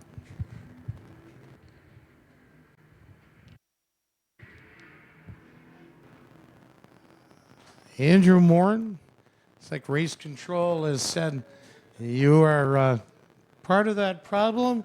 The solution is we'll put you both to the back. Kenny, because he was the caution car, Andrew Morin, for his role, played in it. Kenny now has a New England Series, Dwarf Car Series car. Has been real competitive with that. I actually had the pleasure of following Kenny up Route 125 to get here to the Lee USA Speedway today. And it was awesome to see. Traffic was backed up. I figured he was going to unload it and just see if he could get by. Dave Tibbetts, double flags in hand. Going to double up our field. We have 12 in the books, 30 is the distance. This is going to get interesting because at the front of the pack, we have a great battle for the lead that's going to happen. It was coming. You could see it. There was a lot of time left in this race. We knew it was going to happen. And then at the back of the pack, we have whatever is going on between the 72 and 30. Chances are on a short track on a Saturday night, if there was an issue earlier in the race, it's going to rear its ugly head again. Question is what really is going to happen? And Justin Beecher in the 57 has joined us back in the field. He's 12 laps down. He did not start with us. He's been having issues with the car. Saw it on 4 jack stands. It was unresponsive at one point. Looks like he's still got issues with it. But rumor has it that the Cabana Boy actually has another late model that he's acquired. That's what rumor has it. You know how rumors are. I mean, everybody's heard a rumor. Yeah. Try to dispel, not trying to make anything but positive pressure come up here. Field giving a signal to double up. The Epping McGee Toyota Epping pace car is off the track. Wade Jelinas is outside as Austin Erickson, the pork chop. Hayden Grenier. And then there were 6. What's going to take place? Nick Prenevue up on the top side of Grenier. They pick up the pace as they enter the restart zone. Jelinas is on the gas, and so is Erickson. Erickson with the jump at the lead, looking to take that away at the line. Down the back stretch. Here comes the challenge. The outside hasn't worked on a restart until now, and here comes Austin Erickson. He's quarter panel to quarter panel. On the exit of 4, Jelinas is going to lead at the line. No, Erickson's going to lead at the line off into 1. Austin Erickson hitting the hot pedal, going to the drive. Coming up through, down the backstretch. He is door handle to door handle with Jelinas. Now slides. Jelinas retakes the lead. This has brought Hayden Grenier into the battle for the win. Hayden thought maybe his race was over earlier when he slid back to 3rd, but now on a restart late in the race with 16 to go, down the backstretch, we're going to have a battle for the lead once again. Wade Jelinas getting the halfway signal. Austin Erickson into 22. Hayden Grenier, Kenny Scott, Andrew Morin, Nick Prenevue. Look at this late model field. Gelling and wax coming up. Grenier gave the bumper to Erickson in 1 and 2. A little bit of, hey, I'm a little bit faster. You need to maybe move out of my way. Through 3 and 4. He's not close enough to do it again. And that just woke Austin Erickson up to move away from him and get closer to the 37. Wonder if he's trying to cool that right rear tire. He keeps sliding coming out of turn number 4. Now the challenge. Here comes Grenier to the inside. Side by side through 3 and 4. Grenier on the quarter panel. Now they're door to door off into 1. Who's going to come out of turn 2 at second spot? It looks like it's going to be a dead heat down the backstretch for a drag race. You are right, but now the advantage goes to Grenier. Grenier saving some tire, working the wheel on the 83, takes the second spot. What a nice move by Hayden Grenier. Austin Erickson could not defend from that. What that has done is that has let Wade Jelinas drive away by 1.2 seconds. His favorite thing in the world is watching guys behind him battle right now because he's just on a Sunday drive. I was watching the battle. Speaking of that, it looks like Kenny Scott had almost made Andrew Morin contact with a backstretch wall last time. Scott not letting him by on the inside, is not going to let him back on the outside. 10 fingers. 10 fingers contact in 3 and 4. The 30 and the 72 made contact down into 1 and 2. He's going to let Andrew Morin through. Kenny Scott thought better of that. The battle, well, currently there is no battle on the track. It's actually kind of a nice, calm situation with 10 to go. It doesn't happen very often on a short track on a Saturday night, but down into 1 and 2, the 37, Wade Jelinas. He currently has a 1.1 second lead. It is slowly shrinking. I don't believe that Hayden Grenier is going to have enough time to get to him. Hayden Grenier right now needs to see a yellow flag to be able to catch that 37. And right now, the way everybody's driving, how they're kind of spread out, I don't think we're going to get one as we go through 1 and 2. Yeah, Jelinas, I'm telling you what, Wade has definitely put down some good hard laps. They've been duking it out behind him, let him go. He says, I'm just taking off. You boys do whatever you want from that point.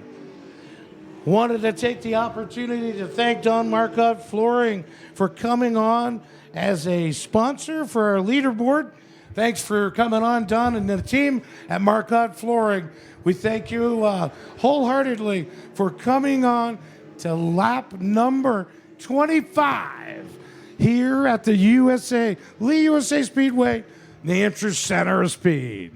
Through 3 and 4, he's coming to 5 fingers. 5 fingers, 5 laps to go here in the feature for the original Wheelman late models. Through 1 and 2, down the backstretch, 5 laps to go. Wade Jelinas has about a 1.2 second lead through turns 3 and 4, single file throughout the field. Jelinas has driven a fantastic race. He has driven away. He saw the battle happening behind it between Hayden Grenier and Austin Erickson, and he said, this is my chance. It's my opportunity to drive away. He made a little bit of a slip up that time in 1 and 2, allowing Hayden Grenier to gain about 1/3 of a second. It's not going to be enough here, though. As we come to 3 to go now, down into turns 1 and 2, single file throughout the field. The battle for third might heat up here between the 22 and the 30. Down the backstretch, coming to 2 to go this time by for Wade Jelinas. He has about 10 car lengths. On second place, Hayden Grenier. Down the front stretch into 1 and 2. The battle for third has not currently heated up yet. Through 3 and 4. Coming to the white flag, Wade Jelinas. All he needs to do is go down and make 2 left-hand corners, come back and make 2 more, and he will win his feature here tonight. Down the backstretch, the battle for third is on in 1 and 2. Austin Erickson, Andrew Morin off into 3 and 4. Morin's going to send it in there. Erickson's going to slide up, not going to be able to do anything. Wade Jelinas is going to win the 30-lap Original Wheelman Late Models feature here this evening. In second, Hayden Grenier. Third, Austin Erickson. Fourth, Andrew Morin. Fifth, Nick Preneview. Sixth, Kenny Scott Jr. Seventh, Patrick Tengway. And eighth, Justin Beecher. We send it down to Randy Wheelock now for post-race interviews with our winner, Wade Jelinas.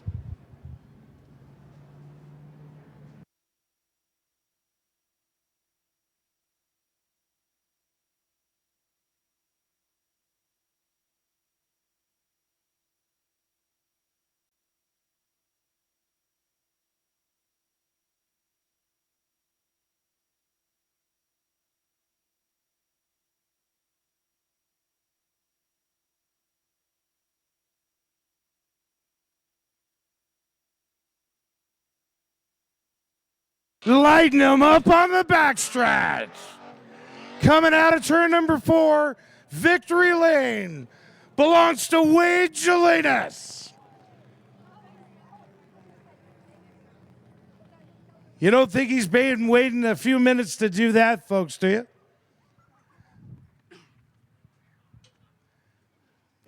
We're going to get these Wade unstrapped and out of the car. He's going to get some opportunities for photos in here as well. We'll see if we can talk to third and second while we have an opportunity. We'll try to get Austin over here first. In for the podium, Austin Erickson. Bother. You had everything but the hot juice going. You worked it. It's a podium, man. You did a great job. Yeah, I mean, I'll take a podium considering every time I come here I'm really fast and usually something ends up happening and I don't finish. So, car's in one piece. That's a good start. Yeah, the car's in one piece. I wish there was a few more cars out there tonight, but that's one plus side of having only 8 cars. The car's in one piece, and we can go back and make it faster for the belt race next week. Who helps you get it here, buddy? My dad helps me a ton. Me and him do a lot of the work ourselves, and I got to thank Paul Newcomb from Newcomb's Tree Service. Helps me out a ton getting out here with financially, and Catco Recycling, Clement Realty, A&B Health and Registry Services, New England Driveline, and that's about it. And RSB Chassis as well. Thanks for building me a rocket ship. All right, great job, Austin Erickson. Take care, buddy. Hey, Mr. Grenier, come join us here, pal. Hayden, congratulations, second spot tonight. You were working for it. You were trying to get to him. Wade just seemed to take off like a rocket. Yeah, off the restarts, he was insane. I just couldn't keep up with him. If we went green to checkered, we would have been battling it out in the end, that's for sure. But good run to him. I want to thank my sponsors, In-City Sugar Shack, Charlestown Property Maintenance, Trailer Country, Osgood's Construction, HMS Electric, Newport Chiropractic Center, my grandmother. I want to thank my mom, dad, my girlfriend that comes out every week and supports me. I wouldn't be up here without them. You're a true gentleman when it comes to this track. You're competitive everywhere you go. You've done such a great job, and you're digging hard for that points championship. Hayden Grenier in for second. Well, Well, young man, you worked your tail off and said goodbye. I am out of here, checking out. You guys do whatever you want. Wade, you had a heck of a run, buddy. Yeah, I wasn't sure if I was going to be able to pull that off. Just got lucky. Had to use them up a little bit on the restarts, and once I got clear, it was not a bad race car. Who helped you get it here? All Main Metal Buildings, West Kentucky Buck Company, Tim's Taxidermy, my mom, dad, my grandfather, and Caleb, everybody else that helps me out. Appreciate it. All right, in victory lane, Wade Salinas. Oh, wait a minute. Somebody will get 337. Wade's going to pull it 50-50 raffle. There you go. Take it and run. All right, so white ticket, 985-9616. 985-9616. You can see this young lady. She'll be glad to hand you some green. Thanks, Wade.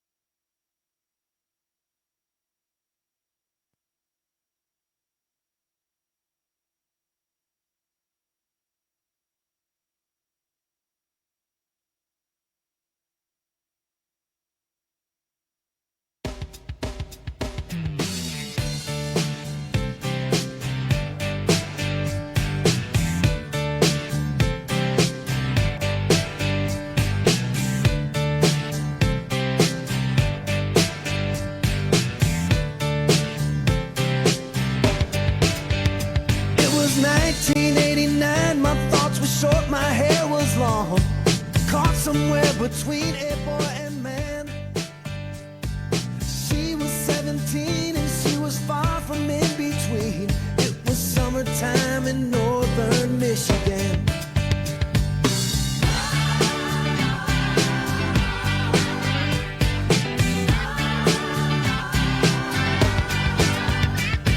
Splashing through the sandbar, talking by the campfire. It's the simple things in life, like when and where.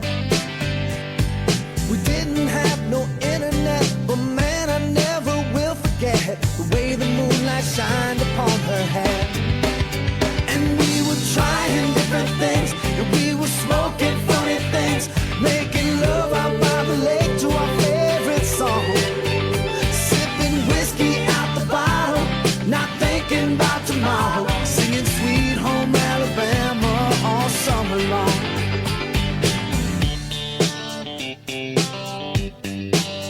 Singing Sweet Home Alabama all summer long. Catching walleye from the dock, watching the waves roll off the rocks. She'll forever hold a spot inside my soul. We'd blister in the sun, we couldn't wait for night to come to hit that sand and play some rock and roll. While we were trying different things, and we were smoking funny things, making love out by the lake to our favorite song. Sipping whiskey out the bottle, not thinking about tomorrow, singing Sweet Home Alabama all summer long.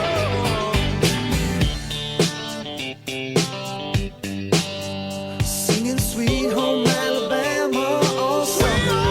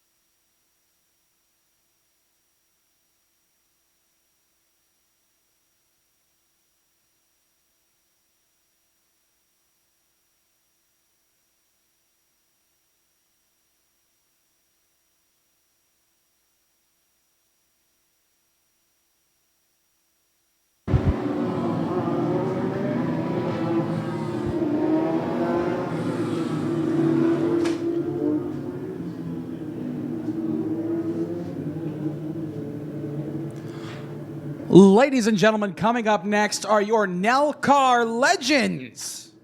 It's going to be a 20-lap feature here tonight at the Lee USA Speedway for the Nell Car Legends. Starting on pole is going to be the number 29 of Cole Roby. In second is going to be the number 91 of Ethan Avalier. In third is going to be the number 33 of Ty Leclerc.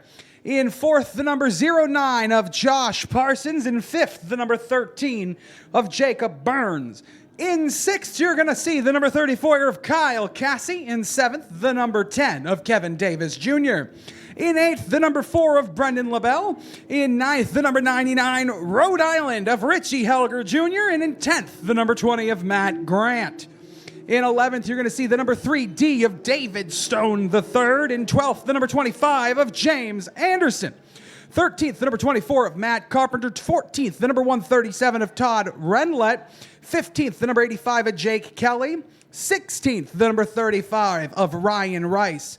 In 17th, the number 18 of Noah Alexander. 18th, the number 57 of Mike Della Vecchia. In 19th, the number 04 of Brendan LaBelle. 20th, the number 6 of Eric Williams. 21st, the number 32 of Kyle Rogers. 22nd, the number 15 of Shane Cromit. And 23rd, rounding out your field, the number 0 of Owen Ledoux. 23 cars strong. They get the signal to double file off into turn 1. The lights are out on your Toyota pace car. Down the backstretch they come, double file. The pace car will slide off into the backstretch, down into pit lane. The Legends will come into 3 and 4 to begin their 20-lap main, and they will put on a show. These are 900cc rocket ships. A little deuce coupe looking hot rods ready to go. Green is out and we're underway. Down the front stretch, Cole Roby gets the green flag, goes to the inside, but the number 91 of Ethan Avalier on the outside, side by side through the field. Down the backstretch, it's a drag race into 3. Also, they are putting the pressure. They're all stacked together at the top of the field, and the 13 working his way out through. Jacob Burns had a great heat run, and now looking to go to victory lane. Side by side for fourth on the outside, the number 09 of Josh Parsons. He's trying to drive that outside lane. He's making it worth. He's up to fourth to the outside of the 33 of Ty Leclerc in 1 and 2. The battle for the lead begins. Still tough break. The 0 of Owen is out. Looks like at the top of the arc. Going to make his way back to the paddock area. Your leaders come through. Down into 1 and 2. They're single file through the top 3. But fourth on back, it's a hornet's nest down to the inside. Josh Parsons. He's trying to, the outside of Jacob Burns is Josh Parsons. They battle through 3 and 4, coming to the line, still side by side. Parsons on the inside, now looking to the inside, working Burns over for sure. Now the battle is for 3rd, 4th, 5th, and 6th as we turn up the wick. Leclerc and Parsons off into 3 and 4, side by side. Down the front stretch, Leclerc's going to clear him. Parsons is going to go backwards. He's going to have Jacob Burns to the inside as well. Jacob Burns in that 13. That is just a great car. Up, spin around the inside here of 4.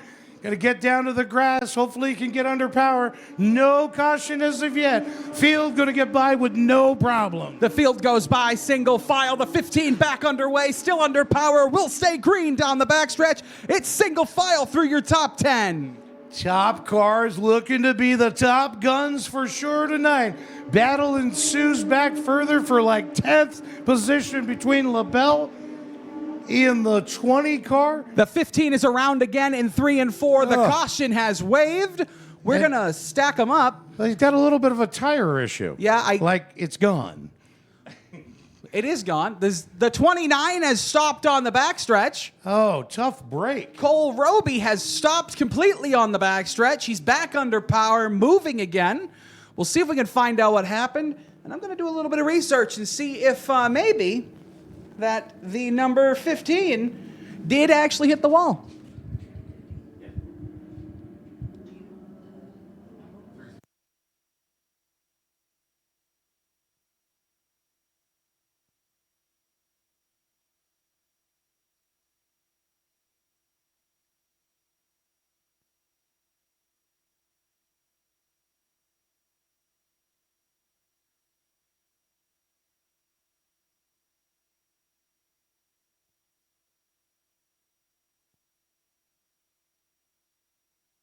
The safety workers at Lee USA Speedway check on the driver of the number 15. He did impact the wall in turns 3 and 4, shearing the right front tire right off that car. We'll look over there, look for a thumbs up, making sure everybody's okay.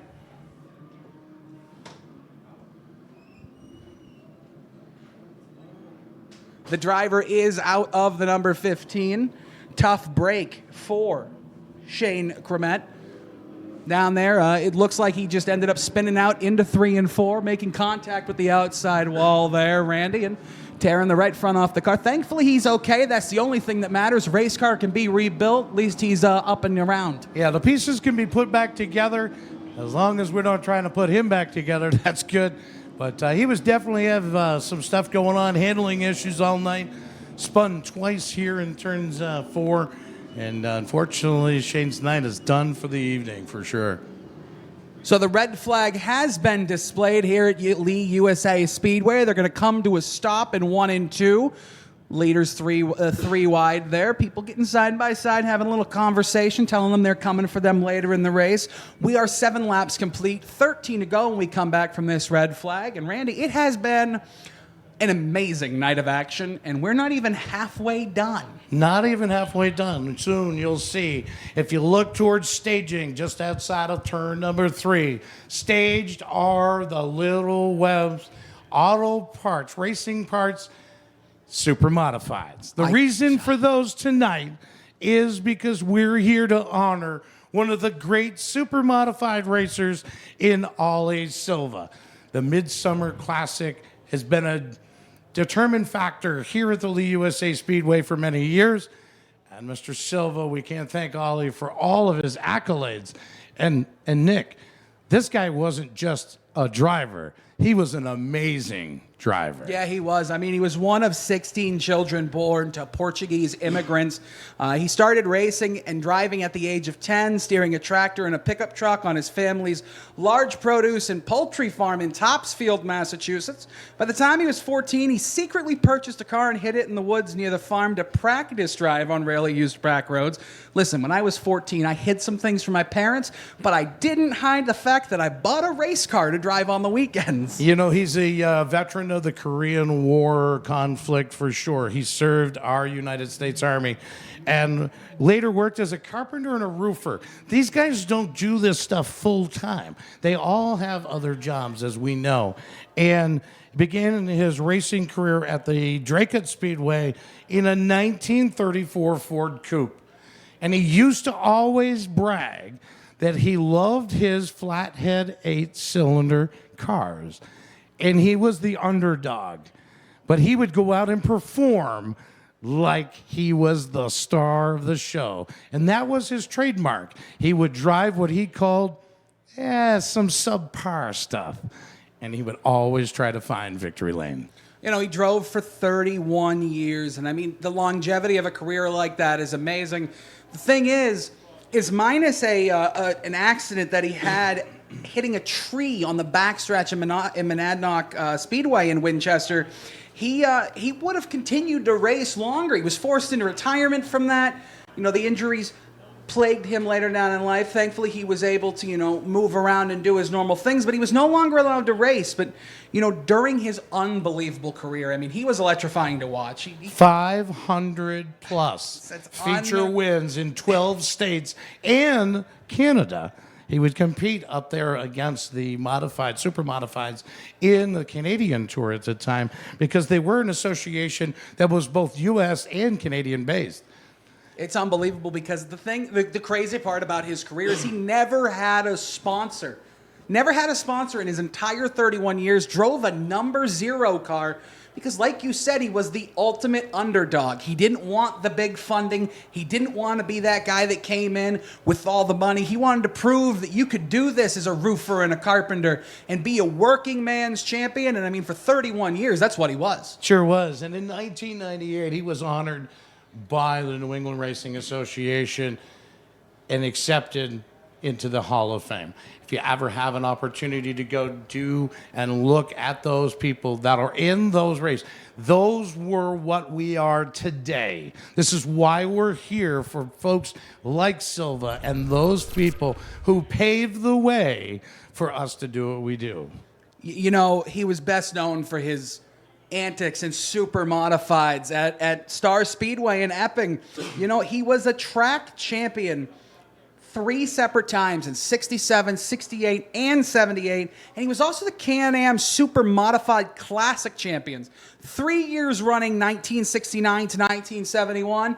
Didn't win it in 72 and 73. In 74, he said, I'm going to try this again. Went out and won it in 74, too. I mean, other things that he did, you know, he's a 4-time U.S. Winter National Champion, the 1972 Thompson Speedway World Series Modified winner.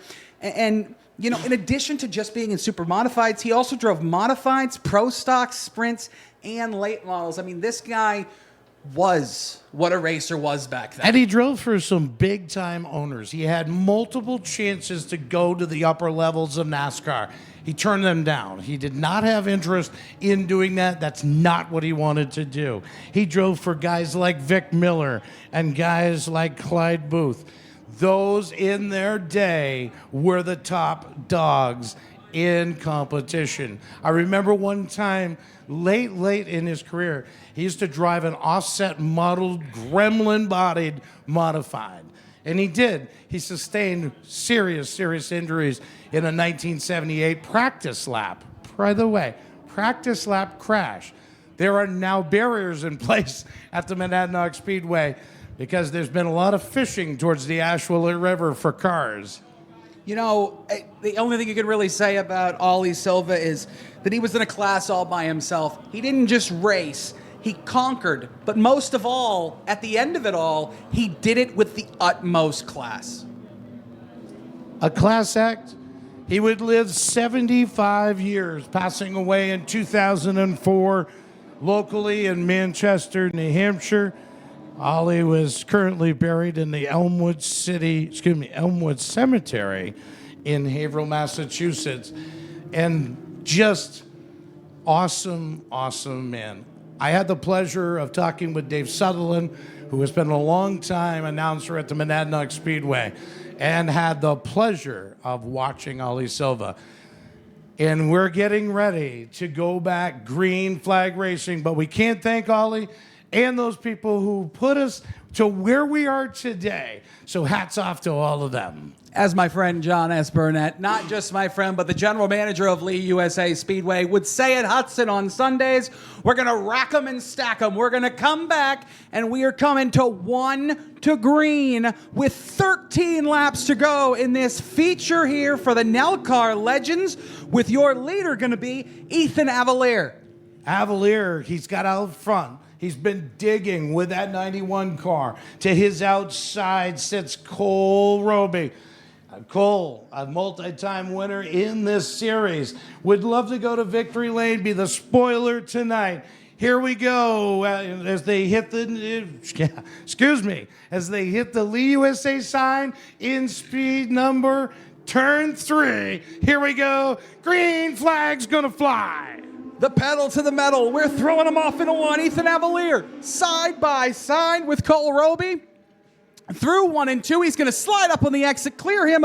The battle's for third. Roby and Burns side by side off into 3 and 4. He's going to slide up a little bit. Roby's going to have the 0-3 to his inside down the front stretch. Sorry, it's the 0-9 to the inside of the 13 in 1 and 2. The 9 of Josh Parsons. Parsons looking really solid down the back stretch. Dives to the inside. That's the preferred lane. But no way. The 13 of Parsons. Of Burns is not going to let him go. Burns working through the middle on the top side. Burns working where there's no rubber. It's all marbles. He's fighting as hard as he can. 11 to go. Halfway down the front stretch. 10 down, 10 to go at Lee USA.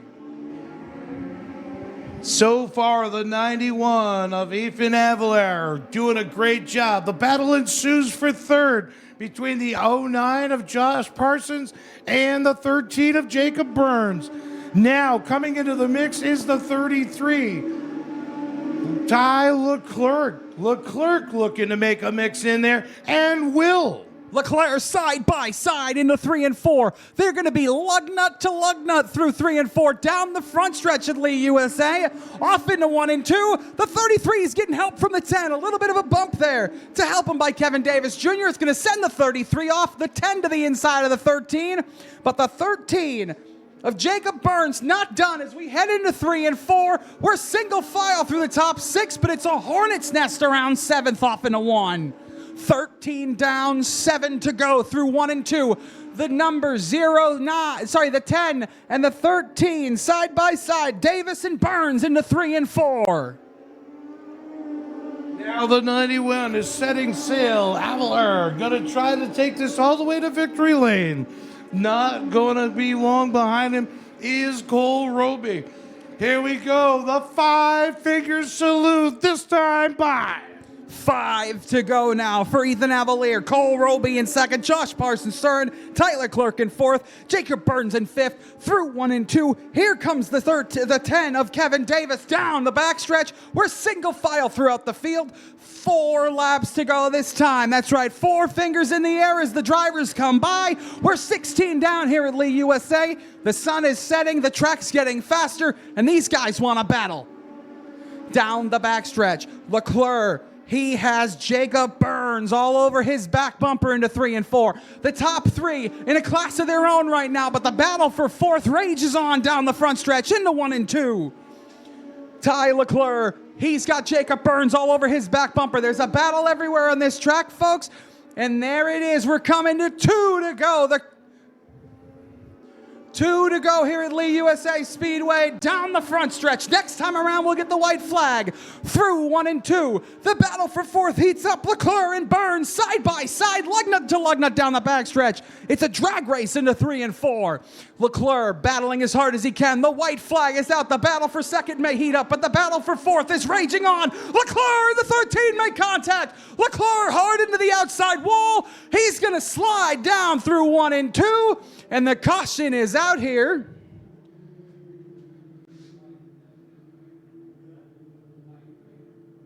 Goodness gracious. What in the world happened there? It looked like the 33 thought he was clear of the 13. Went off down the front stretch, turned left a little bit, ended up making contact.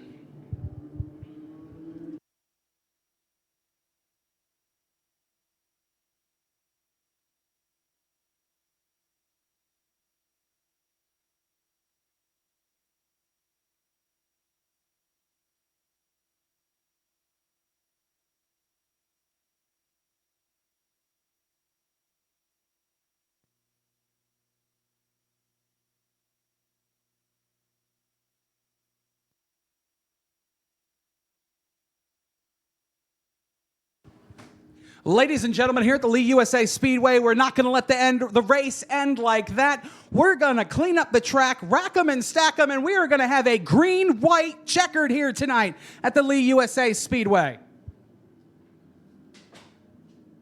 Your leader, Ethan Avalier, in second, Cole Roby, third, Josh Parsons, fourth, Jacob Burns. And then we look back through the field. We take a look into turn number 1. It looks like everything is okay. The safety crew is with Ty Leclerc.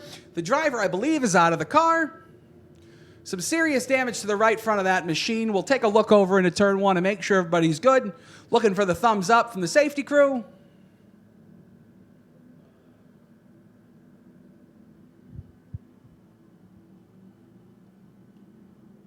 And the driver is out, surveying the damage on the right front of his machine.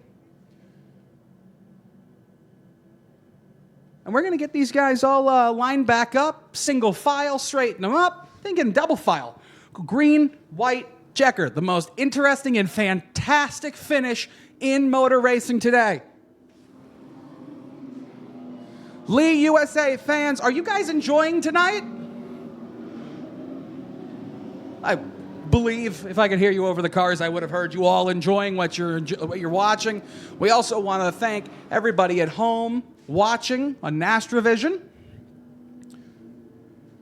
who's seen fantastic racing through the first 3 events here, the Nelcar Legends. We're going to do 20 laps, but now we're going to do 21. We see the 33 Ty Leclerc being unceremoniously towed down the backstretch. So 2 cars here in the NELCAR Legends feature have lost right front wheels. So we have a trend.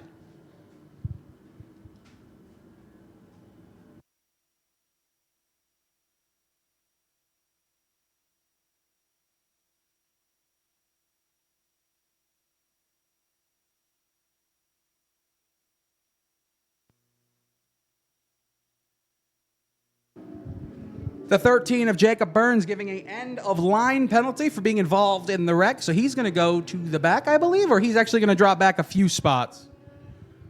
Taking a look here, it looks like he is...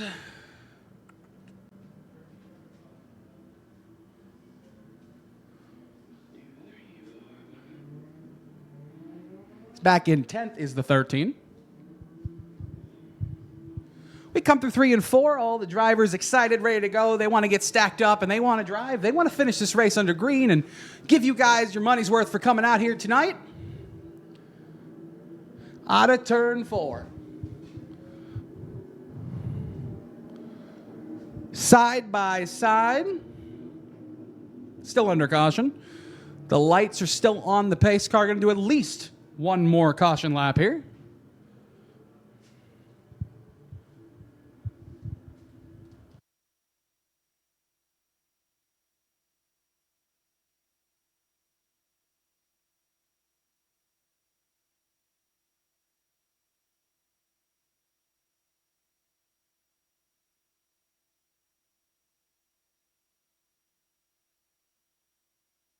Your leader, number 91, Ethan Avalier, actually hails from Attleboro, Massachusetts.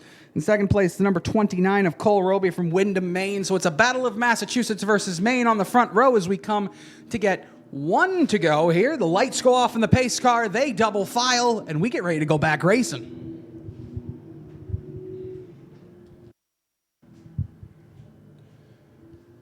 Ethan Avalier will lead them on the inside. The outside is going to be Cole Roby and the number 29. In third, the number 09 of Josh Parsons. In fifth, it looks like it's going to be the number 37 of fourth, the number 37 of Kyle Casey. The pace car dives down the backstretch into pit road. The drivers file off into 3 and 4, double file, ready to put the loud pedal to the floor. Here we go for the green flag down the front stretch. Here comes Ethan Avalier. He slides up, clears and moves off into first. The battle for second rages on. Cole Roby, Josh Parsons side by side out of 2. Down the backstretch, it's a drag race. The 09, Josh Parsons is going to get ahead of Roby. Roby's going to try to battle back sideways out of 4. He gives him the bumper. They're going to be side by side. The white flag is in the air off into 1. The top 4 single file in 5th, the first battle. Through turns 3 and 4, Ethan Avalier is going to see the checkered flag and win at Lee USA Speedway.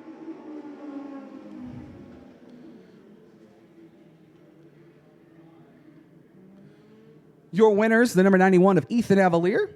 Second, the number 09 of Josh Parsons. Third, the number 29, Cole Roby. Fourth, the number 10, Kevin Davis Jr. Fifth, Kyle Cassie. Sixth, Richie Helger Jr. Seventh, Brendan LaBelle. Eighth, Matt Grant. Ninth, James Anderson. And rounding out your top 10, Matt Carpenter. We send it down to Randy Wheelock. On the front stretch, right in front of you at the red and white stripe. He's going to do the post-race interviews with your first, second, and third place drivers, Ethan Avalier, Josh Parsons, and Cole Roby.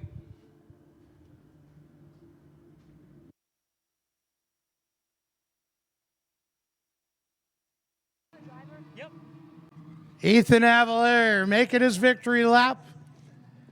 Think he's got some twisting and turning to do as he enters here, coming out of turn number 4.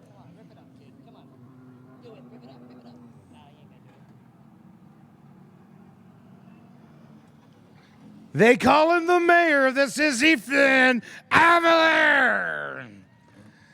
Victorious here at the Lee USA Speedway. Gonna get him settled in, settled out of the car. We'll talk to our winner first this time by. He's gonna get unbuckled. He can hear you, folks. Let him know he's here. All right, Ethan. Well, Hot Shoe, you fought it off at the restart. Were you sure you had it? Come on this way, buddy, so your fans can see you. Congratulations. Gonna get a big hug here. What do you think of that ride? Oh, man, this is amazing. When that caution came out on the last lap, I was definitely bumming. You know, these guys are fast, you know, with all NLR, so we were all quick, and I was just happy to come out on top with it. Who helped you get it here, pal? First off, I got to thank Nicholas Scola Racing for making this thing a rocket ship. My grandfather, my grandmother, anyone who's ever put their hands on this car, really, and the fans, and you guys for putting on the show. We love having you here. Ethan doing a great job. The mayor in Victory Lane. Try to get our second place here. Mr. Parsons, maybe you could join us. Come this way, lad. That's okay. You can talk about the second podium spot. Good job, buddy. What do you think of that ride? You know, it was definitely a wild event. The whole time we were battling back and forth. We had a pretty good run. Everybody here racing clean. It was a great race. I thought I might have had it a little. If I had a couple more laps, the car started coming in a little bit better as the run came on. The restart kind of set the car up a little awkward, but was able to keep on to it and make it into the second place. Who helped you get it here, pal? Oh, definitely. We got a lot of people to thank. We got my mom, my dad, my girlfriend Sarah, Nicholas Scola Racing, Triple G Scaffold, J Parsons Trucking, Crossroads Auto Collision, G&G Silk Screening, D.A. Ricardo and Son Builders. Just everybody, they always chip in, help me get to these locations, and help me put their name out on the market. Sponsorship is the key. Josh Parsons in second spot. Let's see if we can get our third place runner-up here. Buddy, you got nothing to be anything but proud of. Podium here at the Lee USA Speedway. Cole, you worked the daylights out of this thing. What do you think? Yeah, it was a great race. We have a couple good, fast guys out here. Well, you didn't look too slow yourself. Yeah, that last caution kind of screwed us. We probably would have had second, but Ethan was gone at that point, and then just battling the outside. Who helped you get it here? I got to thank Dad, Mom, Eldridge Lumber, Roosevelt Self Storage, Roby Contracting, Gorham Sand and Gravel, and Nicholas Scola Racing for the great car. Cole Roby in the podium. Congratulations, young man. I bet we see you up there soon. All right, thank you.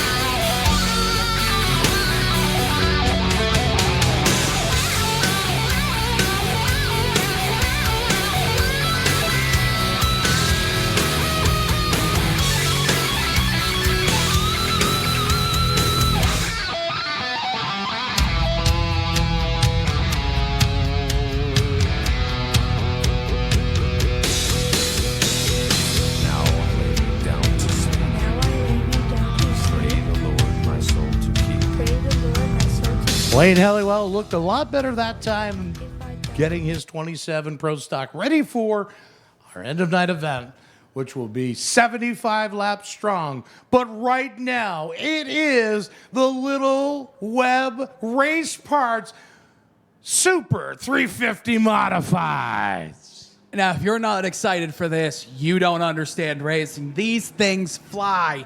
They do absolutely everything, and it's just these cars are on a whole nother level when it comes to speed. I mean, we saw them in qualifying, and they were running some fast lap times. They were running some really quick lap times. I mean, pole speed in qualifying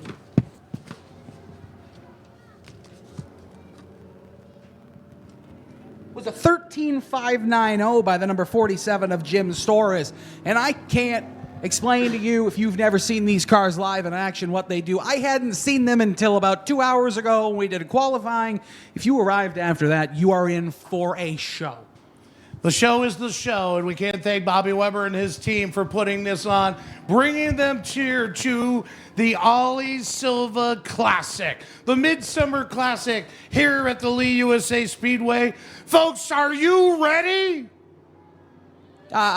Oh my I'm sorry. goodness. I couldn't Come on, hear are that. you ready for Super Modifieds? That's better. Lee USA, get into it. So we're going to get these guys and gals on the track, get them ready to go, and then you're going to help. We need you to send them off when we get to their final pace lap. I want you to wave your neighbor, your hat, your neighbor's hat, your neighbor's child, whatever it takes. Your belts. To show these guys that you came to see them and thank them for being here at the Lee USA Speedway. We'll get them all on the track. We'll give you who they are. We'll put them together. You will help us send them off. On second thought, leave the belt on. We don't want anybody's pants falling off. Oh boy, yeah, not good. This is a G-rated show. Thank the folks at home on Nastrovision for watching. Nick and I have had a blast tonight. This has been so much fun. Love Super Modifieds. Great mentor of mine, John Spence. Wish he was here with us in the booth tonight. I used to love to listen to him. We clocked a Super Modified one night at the Monadnock Speedway at 119 miles an hour. Now, if you've never visited the high banks of Monadnock, it is a quarter-mile track.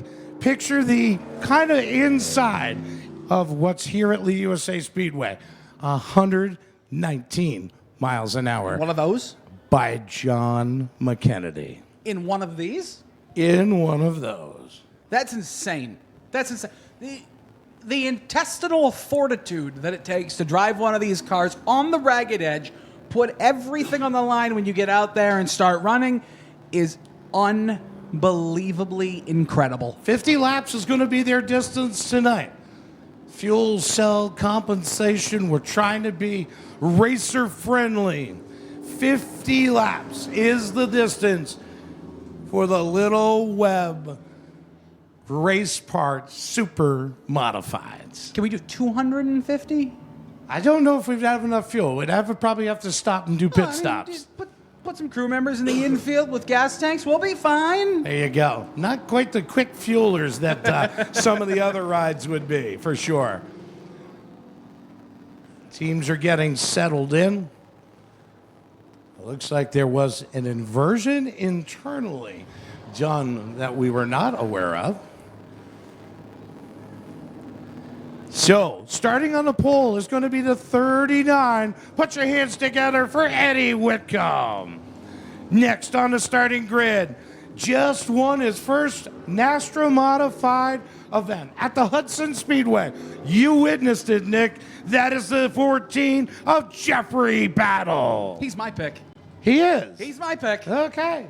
In the Lock Crane Services 38, the third position starter is Ryan Locke. I've got a nickname for him. Oh. The Loch Ness Monster. The Loch Ness Cranka. Oh. All right, here we go. Continuing on. In the 47, he set fast time during time trials. That is Jim Storrs. Next on the starting grid in the 5th position is the 55. That is Mike Nettleson. In the 6th is the 45 of James Whitcomb. We saw this hot shoe in a pro stock. The last time when a dude by the name of Derek Neerlin and his driver, Kyle Busch, were here. In the 70, that is Rusty Poland. Next on the starting grid in the 26, that is Nick Papadakis. This driver comes from Charlotte, North Carolina. He's not just down the street. Did a fly-in today. The 27, put your hands together for Robbie Gordon Douglas. Next on the grid is the 21. That is the brother. That is Ryan Battle. In the 10th starting position is the 64 for James Capps. Next in the 11th spot is the 7, one gorgeous looking hot rod for Ken Goodrow. And starting scratch on the field in the 12, give it up for Johnny Leonard. Lee USA, do us all a favor as these drivers come out of turn 4 next time by and they come down to start getting ready to race. I want everybody to stand up out of your seats, wave to the drivers, and give them a round of applause for everything they're about to show you in this 50-lap feature race. Field's going to be doubled up. Race control says they're ready to go. Dave Tibbetts got green flag in hand. They're going to give him some hot laps real quick. Bear with us.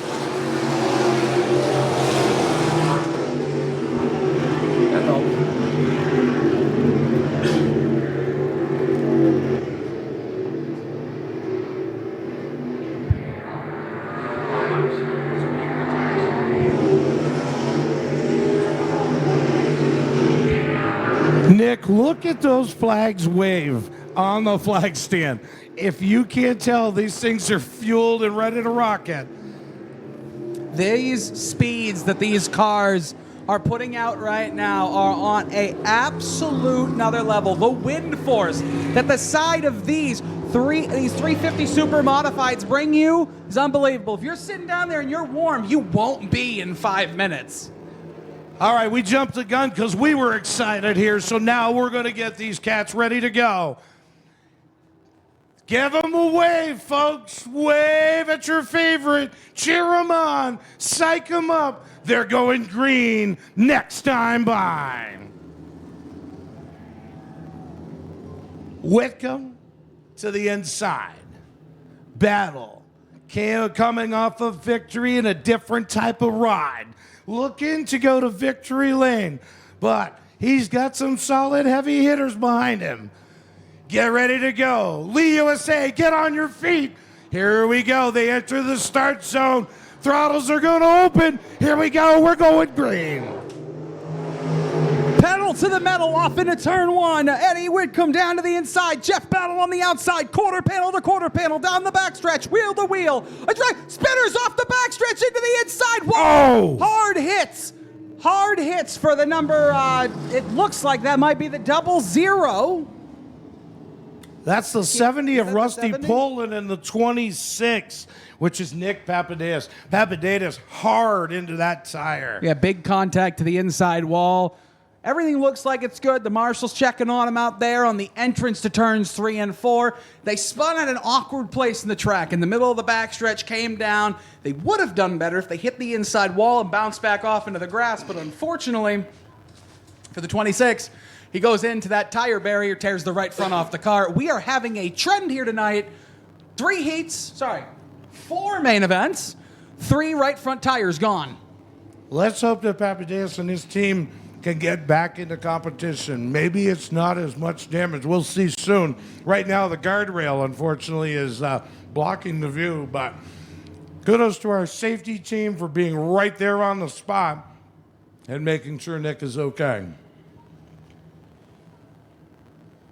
This is one of the more unfortunate parts of racing, is when all the hard work that you put into this to get here, you go through the practices, you go through the qualifying, you get your car set up for Lee, you get it perfect, you think you have an opportunity to go out there and win, and your hopes and dreams are dashed on the backstretch in turn one as you spin under no fault of your own into the inside wall.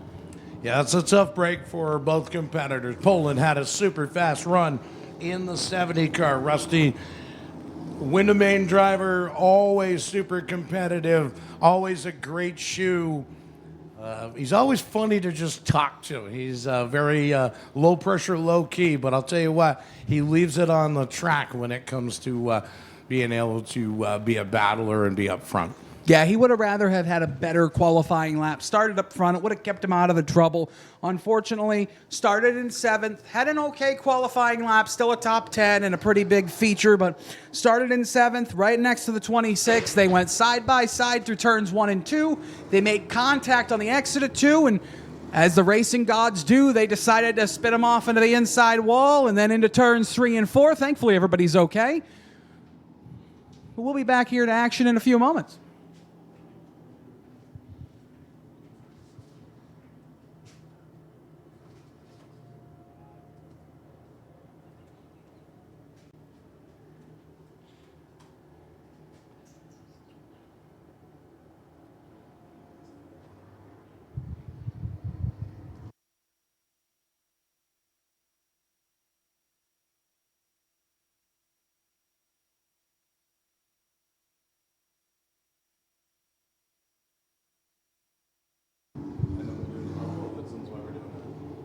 Well, ladies and gentlemen, today is Saturday, August the 5th. You know, you're here to watch the Bandoleros, the late models, the legends, the modifieds, and the pro stocks come out and light up the track at Lee USA Speedway. But Saturday, August the 19th, come on out for the New Hampshire Muscle Club Car Show, Car Rodeo, Movie Night, and Swap Meet here at the racetrack. And then on Saturday, September 9th and 10th, we bring racing back to Lee USA at 4 p.m. on Saturday the 9th. The NASCAR Weekly Racing Series returns with the Pro Stocks, the Ridge Runners, the Six Shooters, the Late Models, and the New England Dwarf Cars, who always put on a fantastic show. Then the next day, on Saturday the 10th, we have the Pass, the Pro All-Star Series Super Late Models, the Pro All-Star Series Modifieds, the Late Models, and the Pure Stocks here at Lee USA. Saturday the 10th, racing starts at 2 p.m. We got a lot to go here, Nick, for sure. Here at the New Hampshire Center of Speed, lights are going to go out on the pace car. Field is doubled up on their own. Dave Tibbetts shaking the green, ready to go next time by. Start with a great beginning to a 50-lap feature. We have 1 lap in the books. Eddie Whitcomb still working the pole. Jeff Battles is outside. Lock to the inside. Ryan ready to go there. Outside of Lock is Jim Storrs. Had a great run in the 47 in qualifying. We're going to come through and enter the restart zone. Green is in. Green's going to fly. We're back racing. A huge start for Eddie Whitcomb down into turn 1. He's going to clear Jeff Battle. Jeff Battle now fires and powers back on the outside.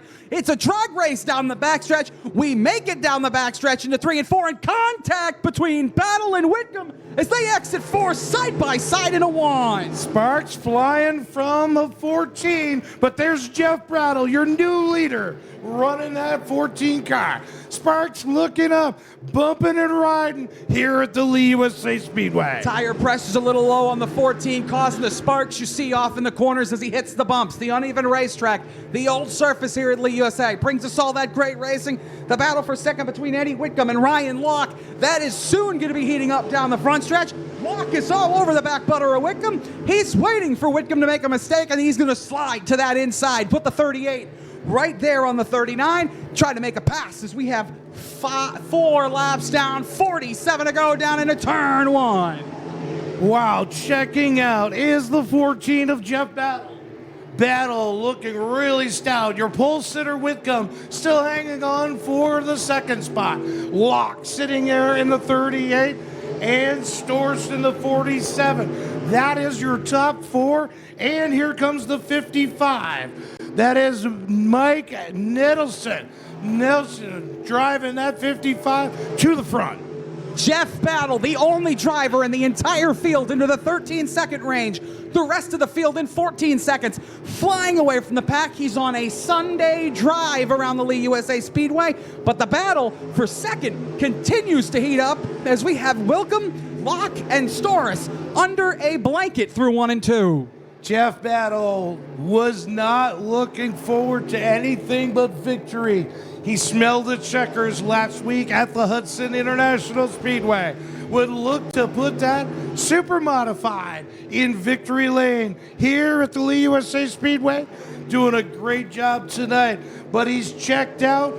His closest competitor is almost half a track away. 4 seconds away from him is his closest competitor. Jeff Battle ran a 13.681 2 laps ago, his best lap. 13.8 last time by Eddie Wickham. A 14.1, almost half a second slower in second place. That's why the battle for second, third, and fourth is heating up. But the battle for the lead is non-existent as Jeff Battle drives away out of 2. Does he come up to lap traffic? He's gaining on the 27 right now. Robbie Douglas sitting back there in the bottom spot. He has reached to him, almost getting to him as he comes out of turn number 2. The 27 is just getting into 3. Through turns 3 and 4, Jeff Battle has it on a rail here. He's 13 down, 37 to go. He's led every lap. We look back at second. It's a single file field throughout the field right now at Lee USA. The battle for second and the battle for 6th off into turn 1. Here we go. Right here. Oh boy, here we go. Got to catch the back of the field. Maybe this time as they enter turn number 3. Coming out of turn number 4, the 27 of Mr. Excitement. Douglas, all kinds of squirrely. Now on the backstretch, here comes your leader catching the back of the field. Jeff Battle into 3 and 4. The blue and yellow flag, the passing flag, has been given to the slower cars at the back of the pack. Jeff Battle all over the back bumper of the 7 of Ken Goodrow through 3 and 4. Can he make the pass this time? He does. He gets by the 2Z of Robbie Gordon Douglas. I apologize. Now he's in the back bumper of Ken Goodrow. And soon to catch the 64 as well of James Capps. Turning the heat onto the lap traffic. Going to put these two a lap down. Battle goes to the outside. Down the back stretch. Gets by the 7. Going to clear him this time. Comes middle out. Turn number 4. Setting his sights on Capps in the 64. Battle has Capps in his sights. And right now, Battle is 20 laps in. 19 in, 31 to go. He could lap the field here at Lee USA Speedway. He takes the spot away from Capps, puts him a lap down, and he puts his sight on his brother, Ryan. You suppose that Jeffrey's got the cruise control switch flipped? Does he have it? Will it go completely green flag laps? These are some of the most professional drivers you'll see in the area. The super late models brought to us by Little Webb's Race Car Parts. Thank you, Bobby Weber, and your staff. A young lady over here doing a great job in race control, and she's keeping these boys in task. Right now, your leader is just checking out. Coming up on the 21 of Ryan Battle. Jeff Battle has Ryan Battle in his sights. We keep an eye on that. You know, he's going to move over for his brother. There's no doubt about that. We go through 3 and 4, and the time is coming for one battle to lap the other. But right in front of Jeff Battle Ryan Battle is a fantastic battle between James Whitcomb and Johnny Leonard for 6. And we have a battle down the backstretch. Halfway at this time by 25 down, 25 to go.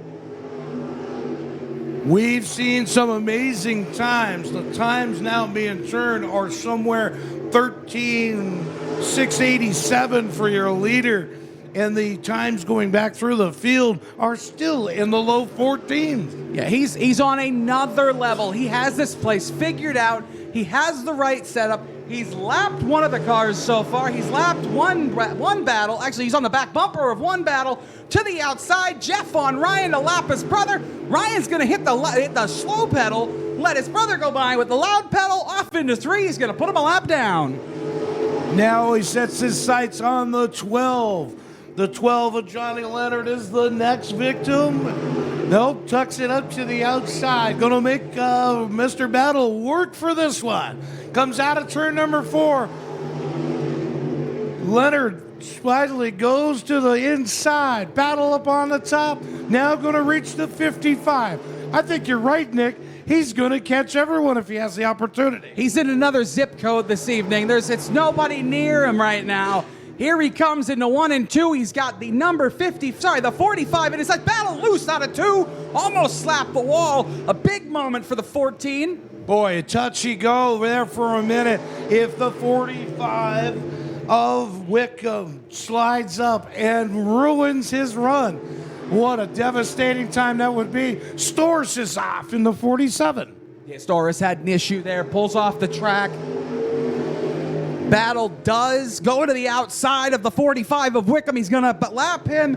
And now Battle sets his sights on Mike Nateshin down the backstretch into 3 and 4. Battle to the outside, not going to make it work. Going to go over, under.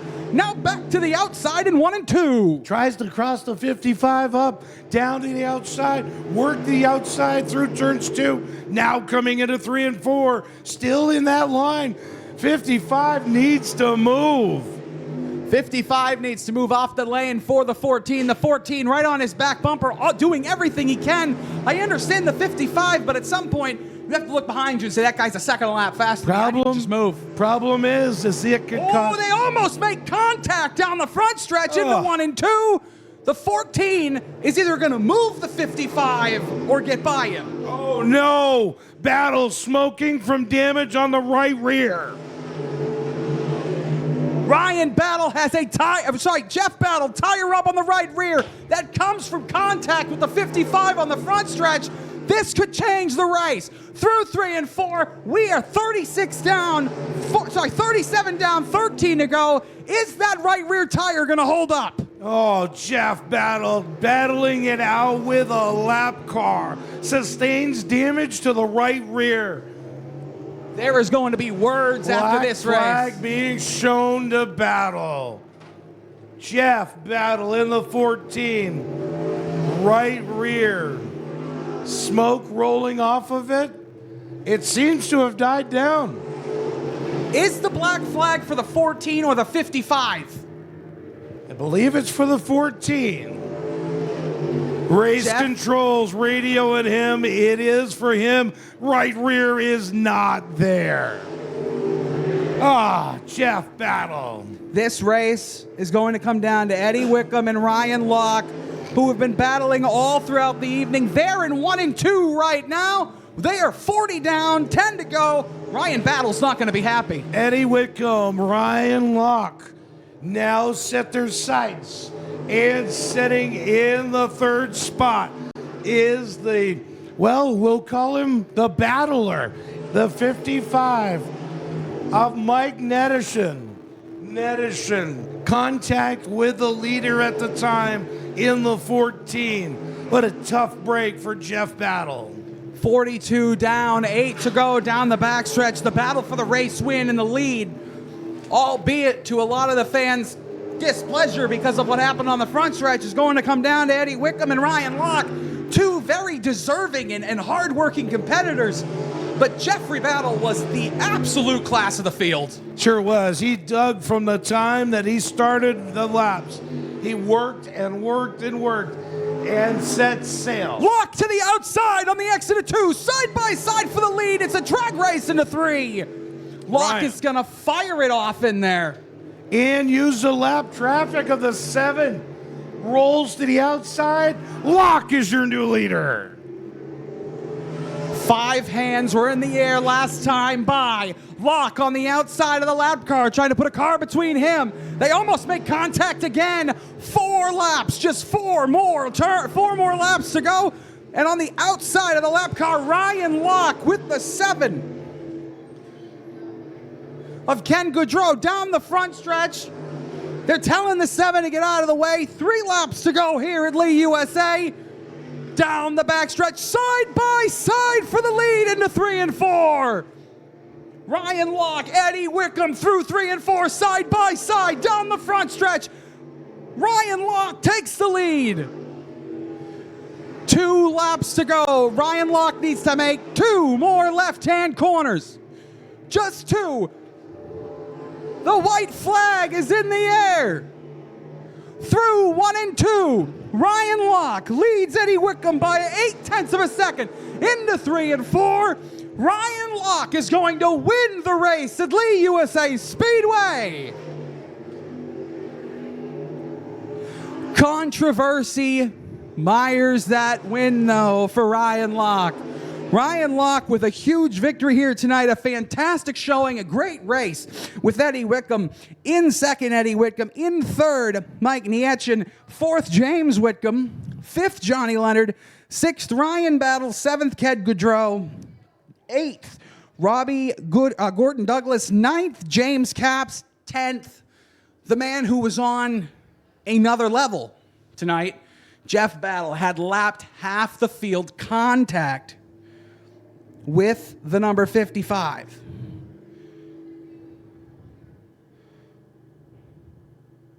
I apologize, the number 45. Takes him out of this event. But your winner, Ryan Locke, we're going to go down to Randy Wheelock for post-race interviews.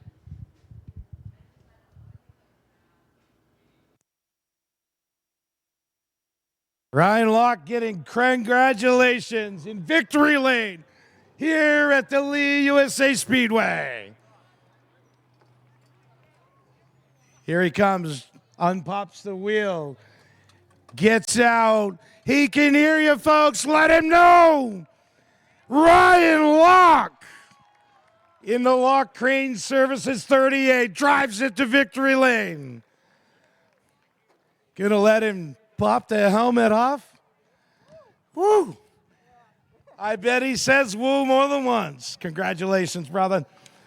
We'll let you unharness there so you can talk to your fans and all the folks in Astrovision. Oh my. What do you think of that, hot dog? I didn't know we won it. Weren't sure? Yeah, we lost Jeffrey there. He should have won this thing, but, well, that pass at the end sure as hell paid off because we had to work for that one with lap traffic. Man, I'm tired.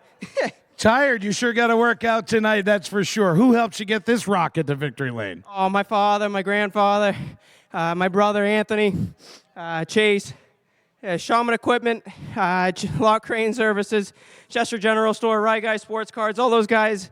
And I just can't thank them enough. This is awesome. We can't thank you guys enough. Ryan Locke in victory lane. Thank you. Let's see if we can get our number 2 and 3 competitors up here. Eddie's still crawling out a little bit. Eddie, come on up and join us here, pal. Congratulations. You stuck it out. You lived through it. And you'll tell the stories from here on. What do you think of that? Well, he didn't know he won. I didn't know I finished second. So good job. Yeah, hats off to them. I don't know what happened to the leader, but he must be already down at Epping winning down there. I got to thank Dave, my car owner, his daughters, his wife, Galloway Trucking, Uptack Plumbing and Heating. There's a whole slew of them over there. I probably forgot a couple, but... well, they'll not forget you, and neither will Lee USA Speedway, buddy. Congratulations, my friend. You did a great job. Absolutely, and thank you, Lee Speedway, for having us. All right, let's see if we can get our third place runner-up. Come on down this way, young lad. Mike Netterson? I don't know. You're going to be one for the books for sure. You did a great job digging. You're sitting here in the podium spot. Gotta feel good. Yeah, that was a good one there. I know I got into Jeffrey a little bit coming down the front straightaway, and they were giving me the passing flag probably for half a dozen laps or so. But we're all race car drivers. We know how to pass people. We shouldn't have to move out of the way for them, you know. So we'll take home a third place, and congratulations to the Locks and all them. I know that was a good win. So just thanks for everyone coming out, and hope we can do this again. Who helped you get it here, buddy? I'd like to help my brother, my father, Dustin and James. They did a whole bunch of work today, helped me come down here. We were supposed to be out in Vermont racing dirt cars this afternoon, and we decided to change gears and come. We appreciate that. Change gears, come down here last minute, and here we are on the podium. Great job, Mike Nedison. Congratulations, third spot here at podium. Thank you.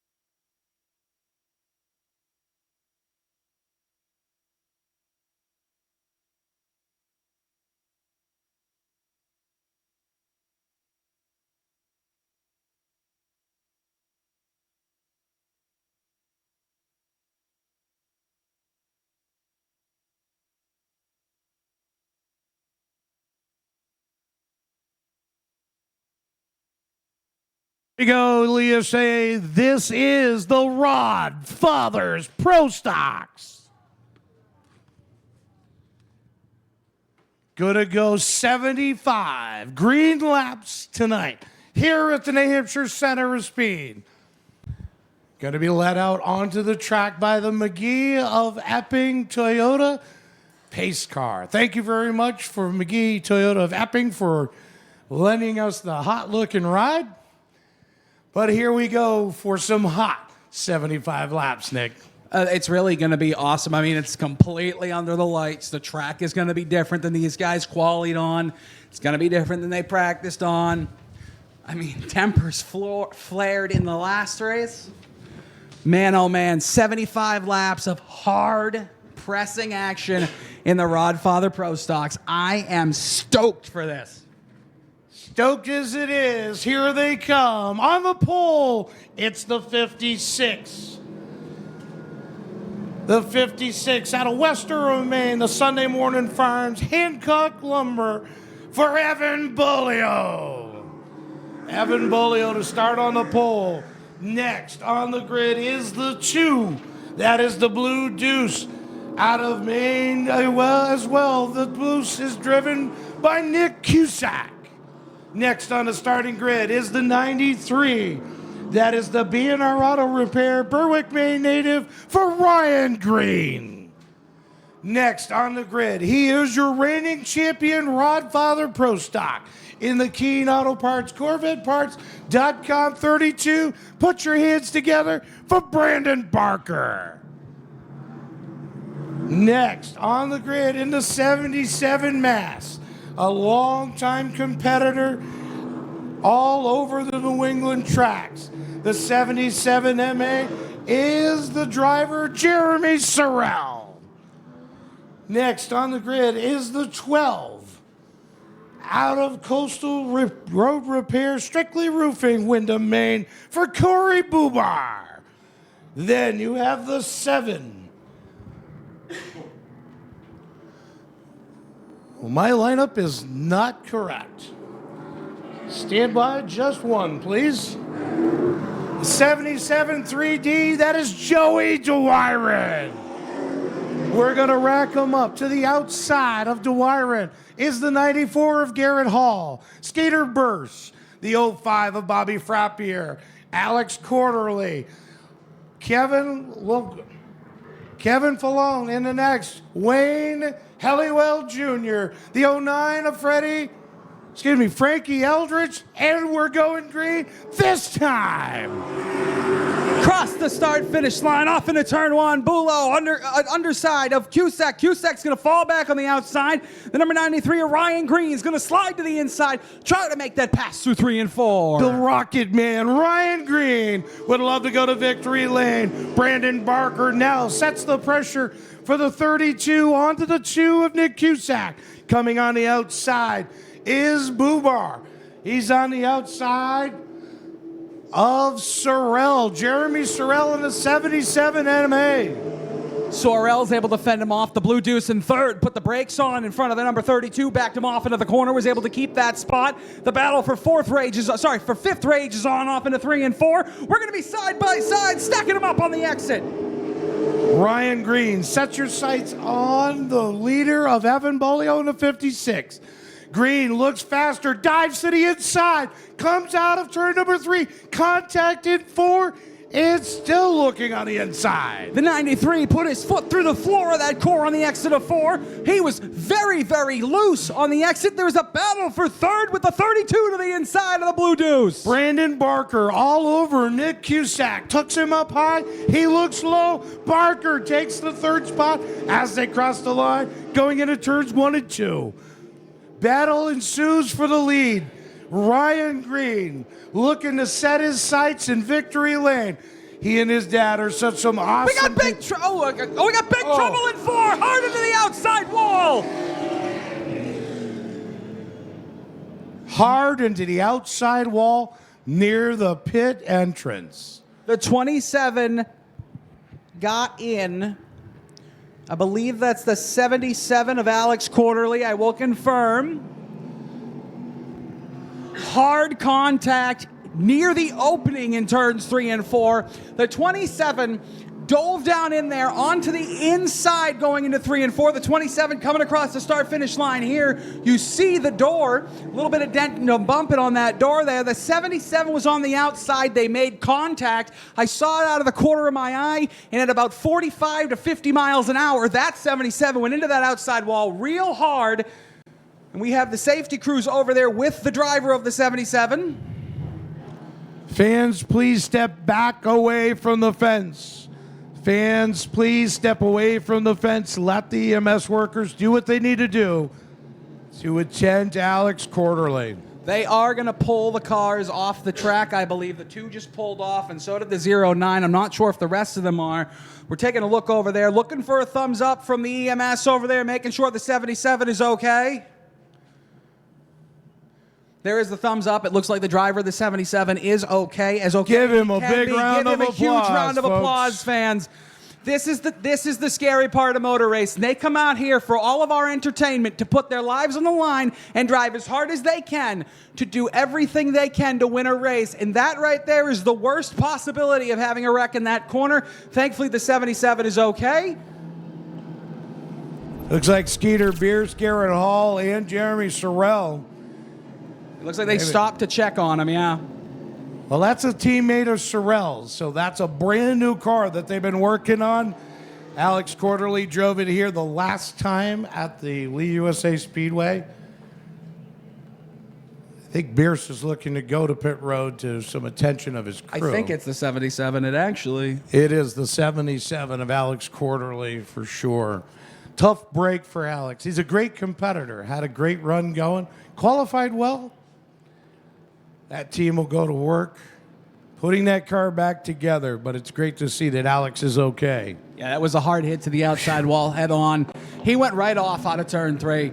I mean, he got touched in the quarter panel. The car did a little bit of fishtailing, went straight off the track, over the barrier, never hit the grass, just straight into that barrier. And thank goodness for the Hans device and every other piece of safety equipment that's come into this sport since 2001. And all of those things make it possible to take a hit like that and walk away.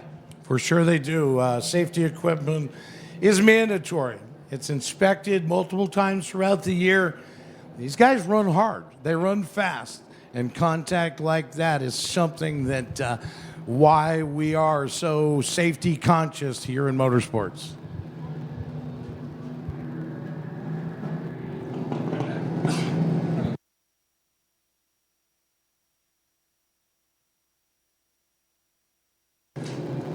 We've got 6 laps in the book. 75 is the distance for our Rodfather Pro Stocks.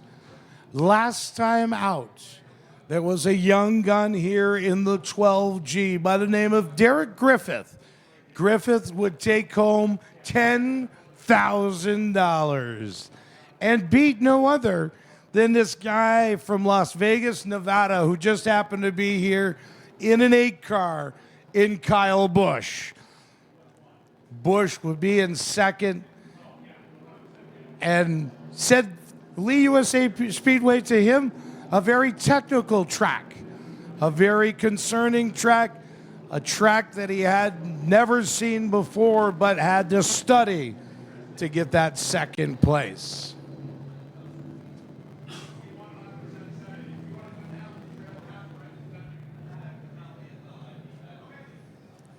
While we wait on track safety crew getting the 77 removed from its landing spot there in the pit entrance. Get up, stretch your feet, head to the concession stand. We hear the Rodeo Burger is where it's at. Rodeo Burger is where it's at, so you'll have to be the test for me. It's really not on my diet, even though most other things are. Track crew has got the 77 removed. Garrett Hall, your current points leader, ducks down into pit lane, as does the 71 of Skeeter Bierce. Both looking for attention from their crews. Hall doing a great job, has had steady runs all season long. But tonight, it's Evan Bolio in the 56. Started on the pole. Had a smile from ear to ear when I talked to him in pit road earlier. Jeremy Sorrell pulls the 77 mass off.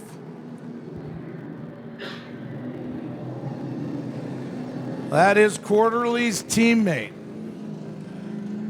Jeremy, a long-time street stocker, a long-time pro stock competitor. He'll drive anything on 4 wheels and a steering wheel.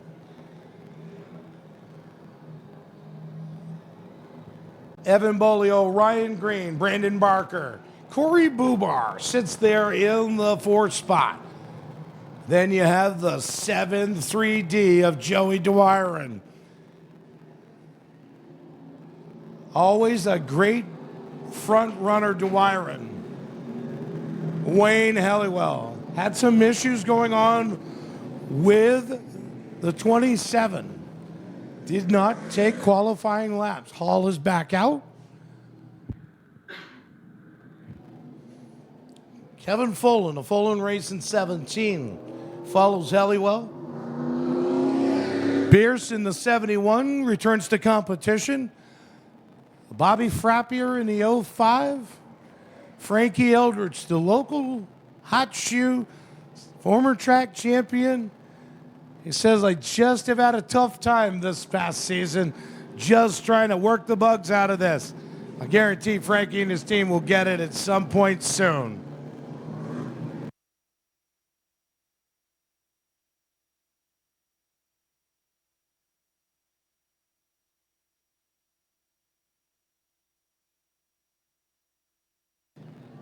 All right. Race Direction is looking at the lineup, waiting on to see if we have a few others that are going to return to competition that are currently in the pit area. Flagman Joe Breggy has that fawn flag, the green flag in hand.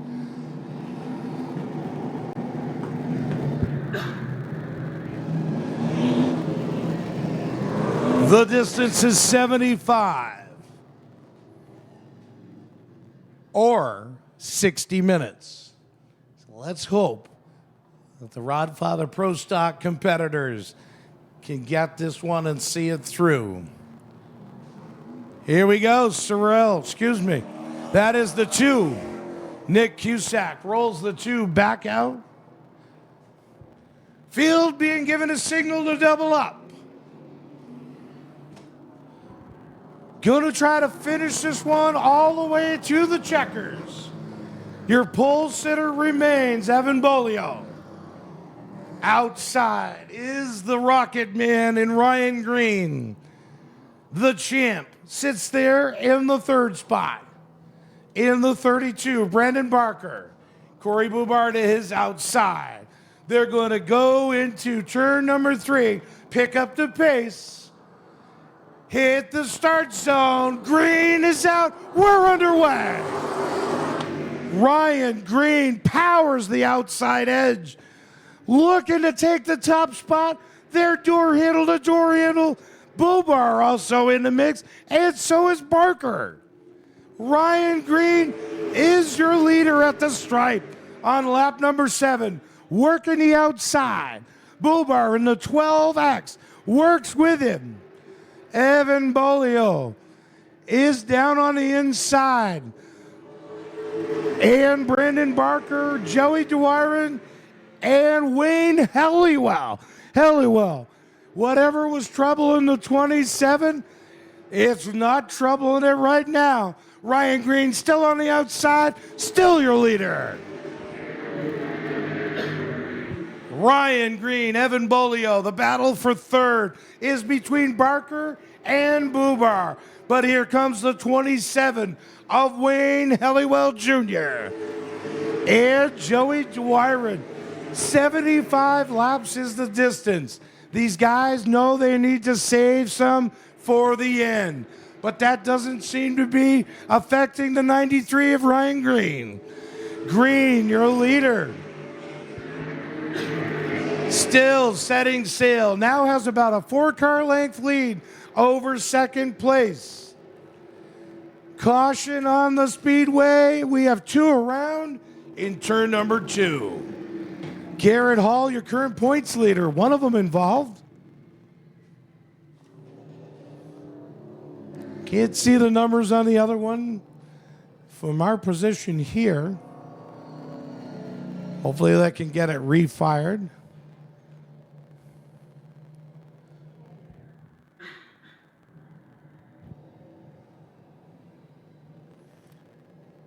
There we go. That is the 05 of Bobby Frappier involved with the spin with Garrett Hall, the 94.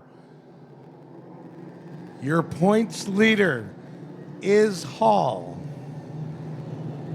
Would love to keep chipping away and make a run for the championship here at the Lee USA Speedway.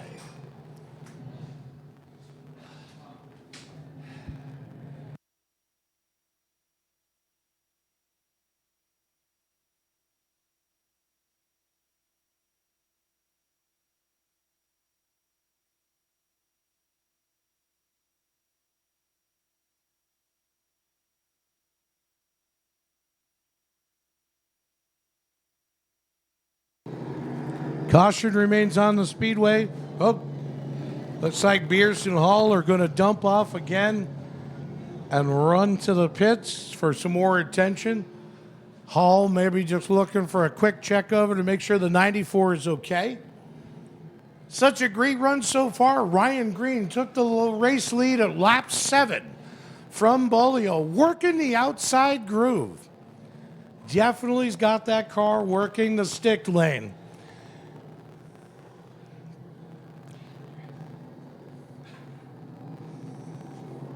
Evan Bolio with the champ right behind him, and Barker in the 32. The 32's been getting the workout from the 12X of Corey Bubar. Bubar, the main driver, would love to go to victory lane in the 12X. Wayne Helliwell Jr. in the 27. The 7th 3D for Joey DeWiron. Ladies and gentlemen, just an update on the condition of Alex Quarterly. I did go down and check. We got an all good from the medical professionals down there. So Alex did walk away from that large wreck with nothing wrong. So that's a good thing to hear. Safety first, Nick. Safety first. These guys here, all the track owners and the race directors preach it all the time at every race. Your gloves, your shoes, your Hans device, your helmet. They inspect them. And I've listened to them grumble, that's why. That's why, right there. It saves lives 100%.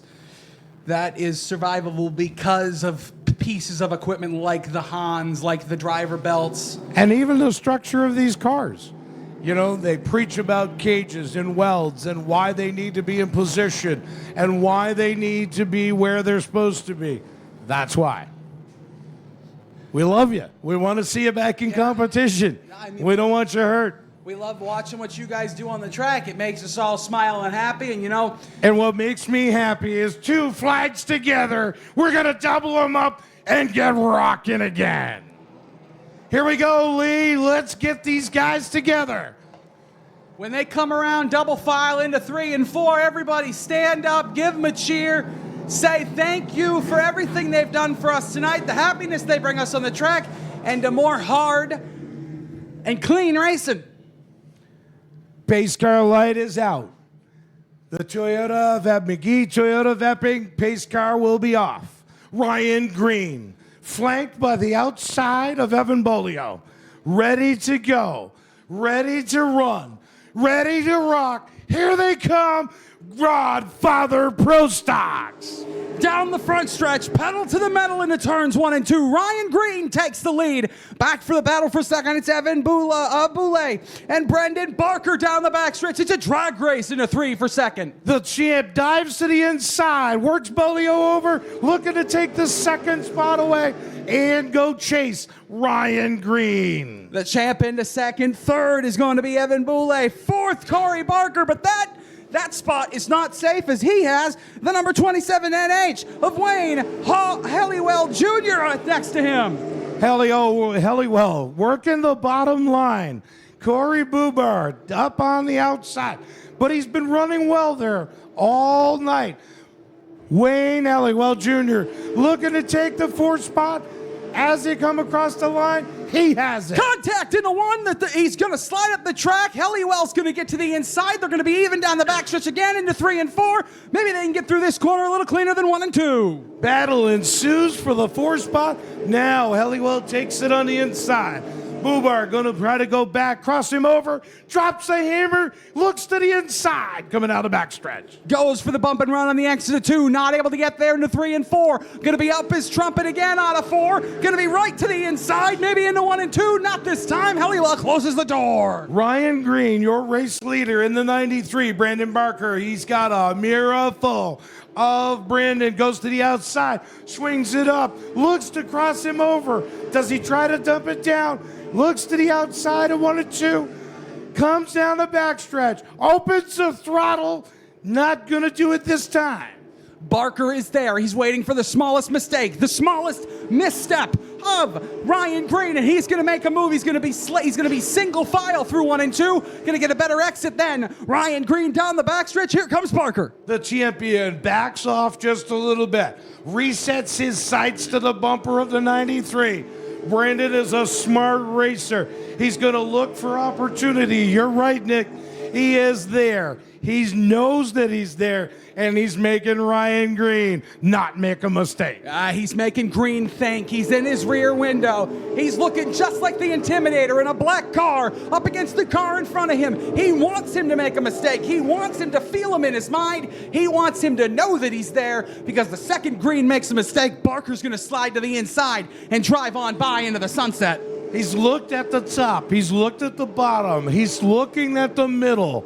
He's trying to let Ryan Green know, if you don't pace yourself right, we're going to be in trouble, and I'm taking the lead away from you. But Ryan Green is a smart racer. He knows Barker's there. He's going to continue to lead as we cross the line, coming to lap 23. Barker all over the back bumper of Green. The battle for 11th, Frankie Eldridge and Skeeter Beers. They are side by side. Now they're single file into 3 and 4. We'll keep an eye on that. Back to the lead. We look at Green and Barker. Barker is about a quarter, maybe now a whole car length behind. He's slowing down, saving the tires, thinking about it. We are 23 down, 52 to go in this 75-lap main event. 75 laps. There are people out there saving their equipment, ready to go the long run. Now almost his contact goes to the inside. Coming into 1 and 2, Barker looks all over the bumper of the 93. Barker is there. He's waiting for Green to make a mistake. The second Green gets into a corner the wrong way. He brakes too early. He brakes too late. He's going to get a run on a 3 and 4. He's to the inside in 1 and 2. Here he goes down to the inside. Barker on the inside gets to the rear quarter. He's there. Green's going to have to shut the door, but Barker and he exit turns 4 side by side. Barker put the car in a spot that there was no room, and he makes it work. He's 3/4 of the way past Green. He's going to go down the back stretch. It's a drag race into 3 and 4. Barker trying to clear Green through 3 and 4. He's going to clear him off of 4. Ryan Green fought for all he had right there. He made back wisely off a minute just to be able to get some handle back into the 93. But your new leader is the champ of Brandon Barker. Battle ensues further back. Wayne Halliwell has got to Evan Bolio. Halliwell almost made contact with the left rear of Bolio into 3 and 4. Now through 1 and 2. He's there. He's all over the back bumper. Down the back stretch. Here comes Halliwell. He wants Bolio's spot. He's going to stop at nothing to take third. 27 all over the back of the 56. But here comes the 12X of Corey Bubar. They are bumper to bumper trying to figure out who wants that spot worst. And here comes Halliwell to the inside. This is Short Track Saturday night, down the front stretch, side by side into 1. Halliwell is there. They're even through 1 and 2. Out of the corner, down the back stretch, it's going to be a drag race to 3. Bolio working the top line, and Halliwell Jr. working the bottom. Coming across the stripe, they are dead even at the stripe. Dead even as they enter 1 and 2. Halliwell slides forward just a little bit, but Bolio is going to get a big run off of 3 and 4 into 3 and 4. Sorry, they're side by side again out of 4. Halliwell's going to clear him into 2. Halliwell put the wick together for the 27, but here comes Bolio in the 56. Not looking to give up yet. He may just cool the tires off and let him go back. See what he's got for the end of the race. Bolio might just fall back, like you said, just a little bit. We're 34 down, 41 to go. He has a long time left. He's definitely heated up those tires, defending from Halliwell. Back off maybe a half second. Allow those tires to cool down. Come back at him with 10 to go and make this real exciting. Wayne Halliwell, just exiting turn number 4, was all about scooting. He was squirrely, like he had jumped on the gas really too soon. Turns 3 and 4 has gotten sketchy as the night's gone on. It hasn't rubbered up like 1 and 2. You can see the darkness in 1 and 2 compared to 3 and 4. 3 and 4 has gotten just a little bit different than 1 and 2 has. So these drivers are having to drive a pretty symmetrical track, completely different ways. Your leaders just cleared the lap car of Bobby Frappier in the 05 and the 09, headed to pit road of Frankie Eldridge. Barker and Green, first and second. They are separated by almost a full second. We are crossed flags. That means we're halfway home. Halfway home, halfway to victory lane. And is it going to be a set sail for Barker? Now has about a 7-car length over your second place of Ryan Green, but Green looks to be faster this time than Barker.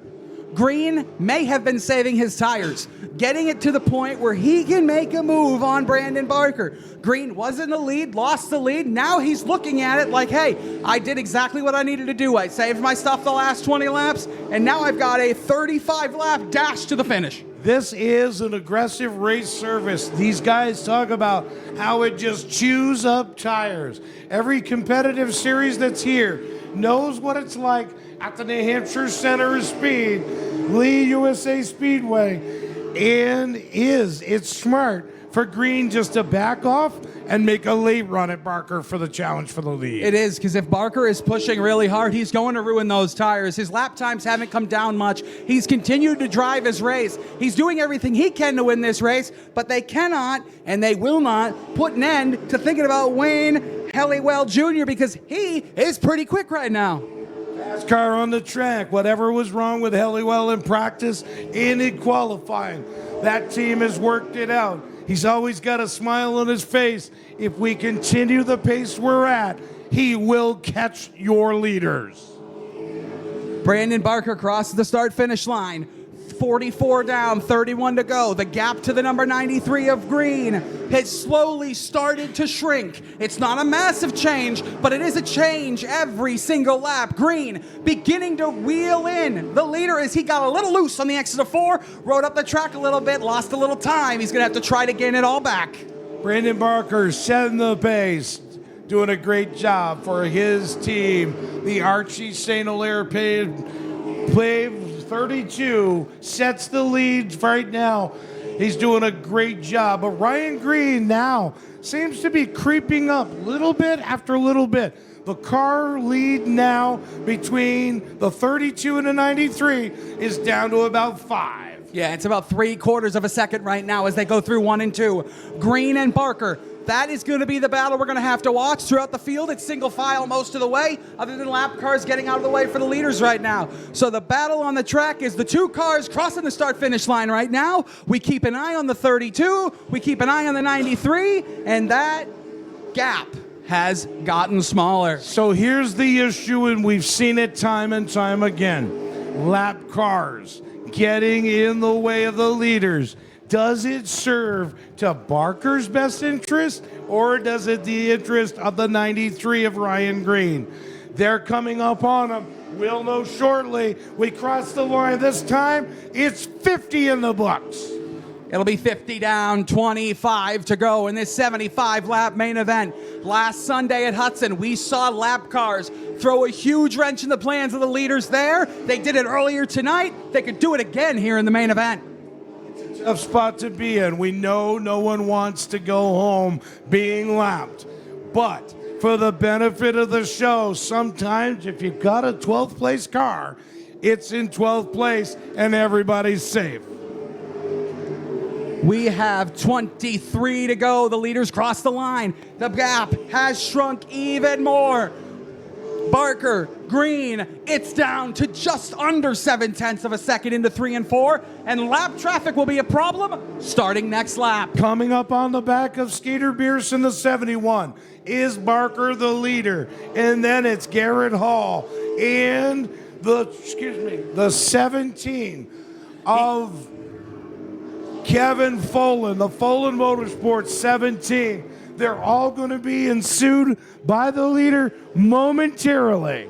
Barker went up the track on the exit of 4. Green was able to run the inside, gained almost a half a second. This time into 3 and 4, Barker still on the outside, Green still on the inside, and the lap cars are going to let the second place driver go a lot easier than they let the first. Gee, I'm telling you, Dave Tibbetts had a fit waving that flag, passing flag.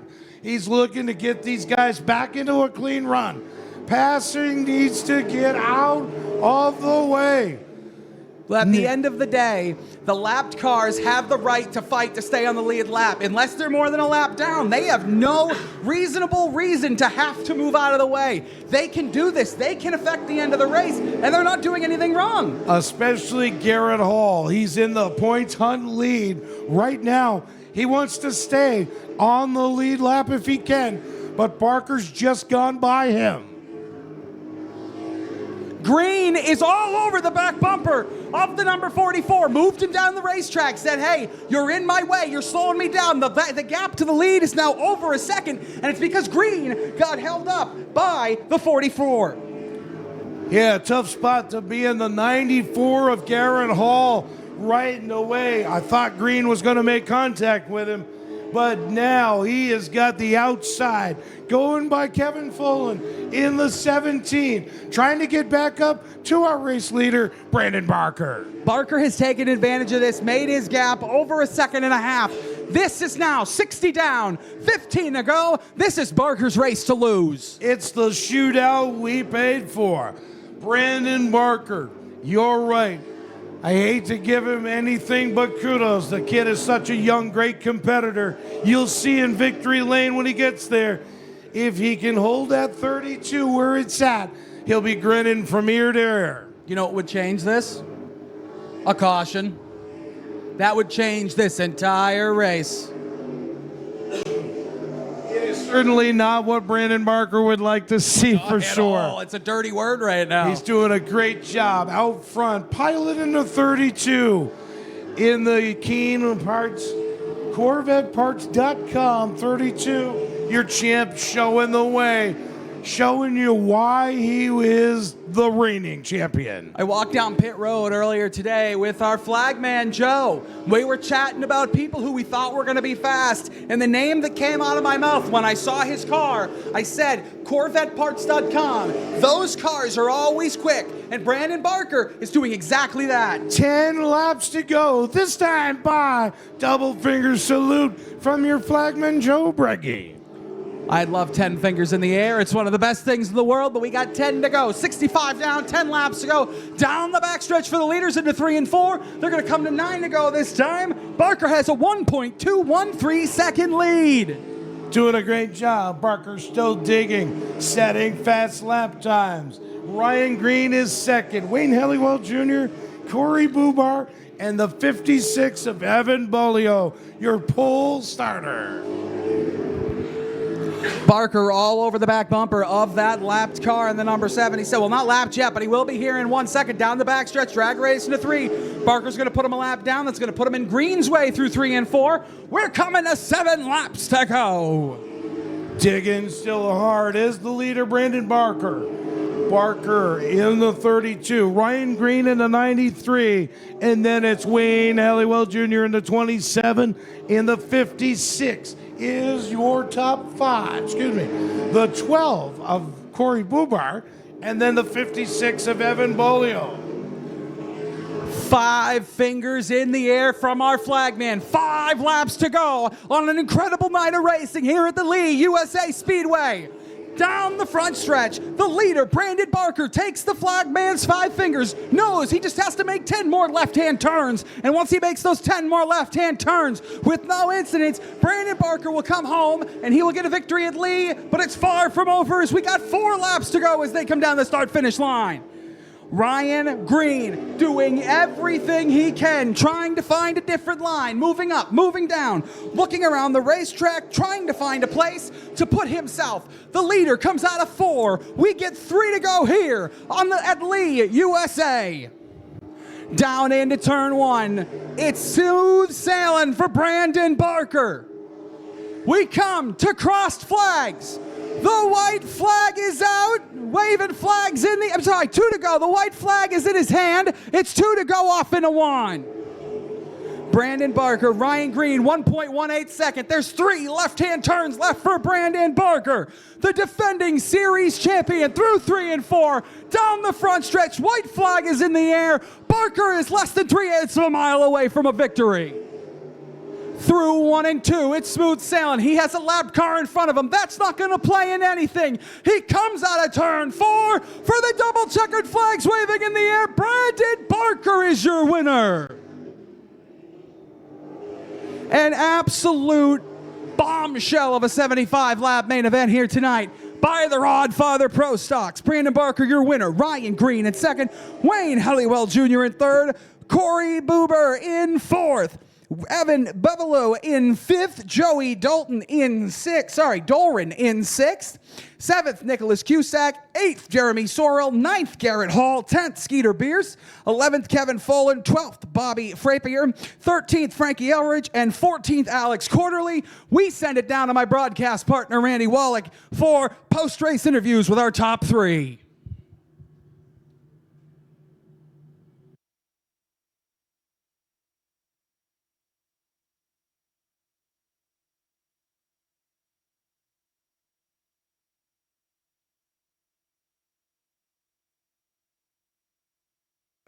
We're down here, victory lane. Give it up for Brandon Barker. Victory was his tonight. Takes his ceremonial pace lap with the checkered in hand. This is why this cat is the reigning champion. Make him loud as he pulls into victory lane. He's making it for you.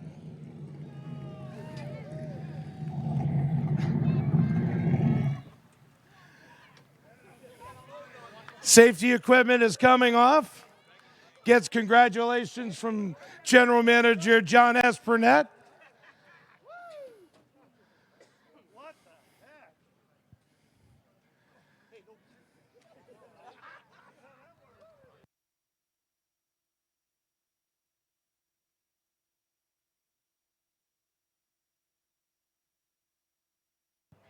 While we wait for Brandon to come out, let's see if we can catch up with Ryan Green. Ryan, come on over here, pal. You got nothing to be ashamed of that run. You worked for it. You worked for it. He's just a tick better than you were. But, man, you had an awesome show, Rocket Man. Yeah, thank you very much. It was good to finally get back competitive running up front. I was really down on myself there. 10 grand to win show. I really thought we had a chance to win, and then the day went to hell quick. But it is what it is. Hats off to all my guys. They busted tail this Come week. on over, buddy. Come on over. Don't be bashful. This is a family deal. Yeah, this is my little guy, Eli, 3 years old. He'll be taking over the reins soon. What do you think, buddy? But yeah, thank you to all my sponsors, Smarty's Grass, JBJ Machine, B&R Automotive Repair, Hall Bros Roofing, ABS Graphics, Pink Carburetors, Ernest Performance, and Distance Racing Chassis for building a hell of a car. Again, congratulations to Brandon and team. They worked their tail off. They got a hell of a lot bigger budget than this small family team, but that isn't why they're winning. They work hard and they deserve it. You didn't do so bad to yourself either, pal. And I got to thank Joey Dwyron for giving up time this week, for coming over and making sure everything was right. He's a busy guy, trying to do his own thing with his family, and I appreciate him and his family very much. Great job. Ryan Green in for second. Let's see if we can tuck Mr. Helliwell this way. Wayne, come join me. You had a smile in your trailer when we talked earlier. You didn't have such a good time trial run. No. I need to come back and you're on the podium, dude. Yeah, I mean, overall, at the end of the day, it was a good day to rebound like that. And I thank the Boobar, Corey, and them for lending us a drive shaft there from time trials. But at the start of the race was awful. I thought I had the lane on the 77, and we touched, and I apologize. It was definitely not intentional. I thought he was leaving a big gap, so my fault. I'll have to take the heat on that one. Respect and professionalism, that's what you're about, buddy. Yeah, we try to be. You never want to see that to happen, and he's been having horrible luck week after week, so it's just one of those deals, I guess. Who helped you get it here? So you got Bruce Bernhardt Automotive, E-Keys for Cars, Unique Ford, Greg, Michael, my whole family, everybody for coming. We appreciate it. Such a great job. Podium finish for Wayne Helliwell Jr. Champ, come this way, my friend. Always going to be known to me as Champ. I don't care what it is, buddy. Brandon, you were the show. You got there, you made it, you dug hard, and then you went to victory lane. Yeah, good thing it wasn't anything more than 75 because it's still not great, but it's definitely getting better. We're getting in the right direction. Appreciate Robbie, Archie for giving us this opportunity. Robbie for everything he does. My whole crew, they work wicked hard. And well, you probably work wicked hard behind the wheel, buddy. That's why they got you there. Yeah, but this thing's been a struggle this year, and we're finally, I feel like, going in the right direction. And, you know, hopefully we can keep this up. Nothing more to be proud of. Victory lane belongs to Brandon Barker.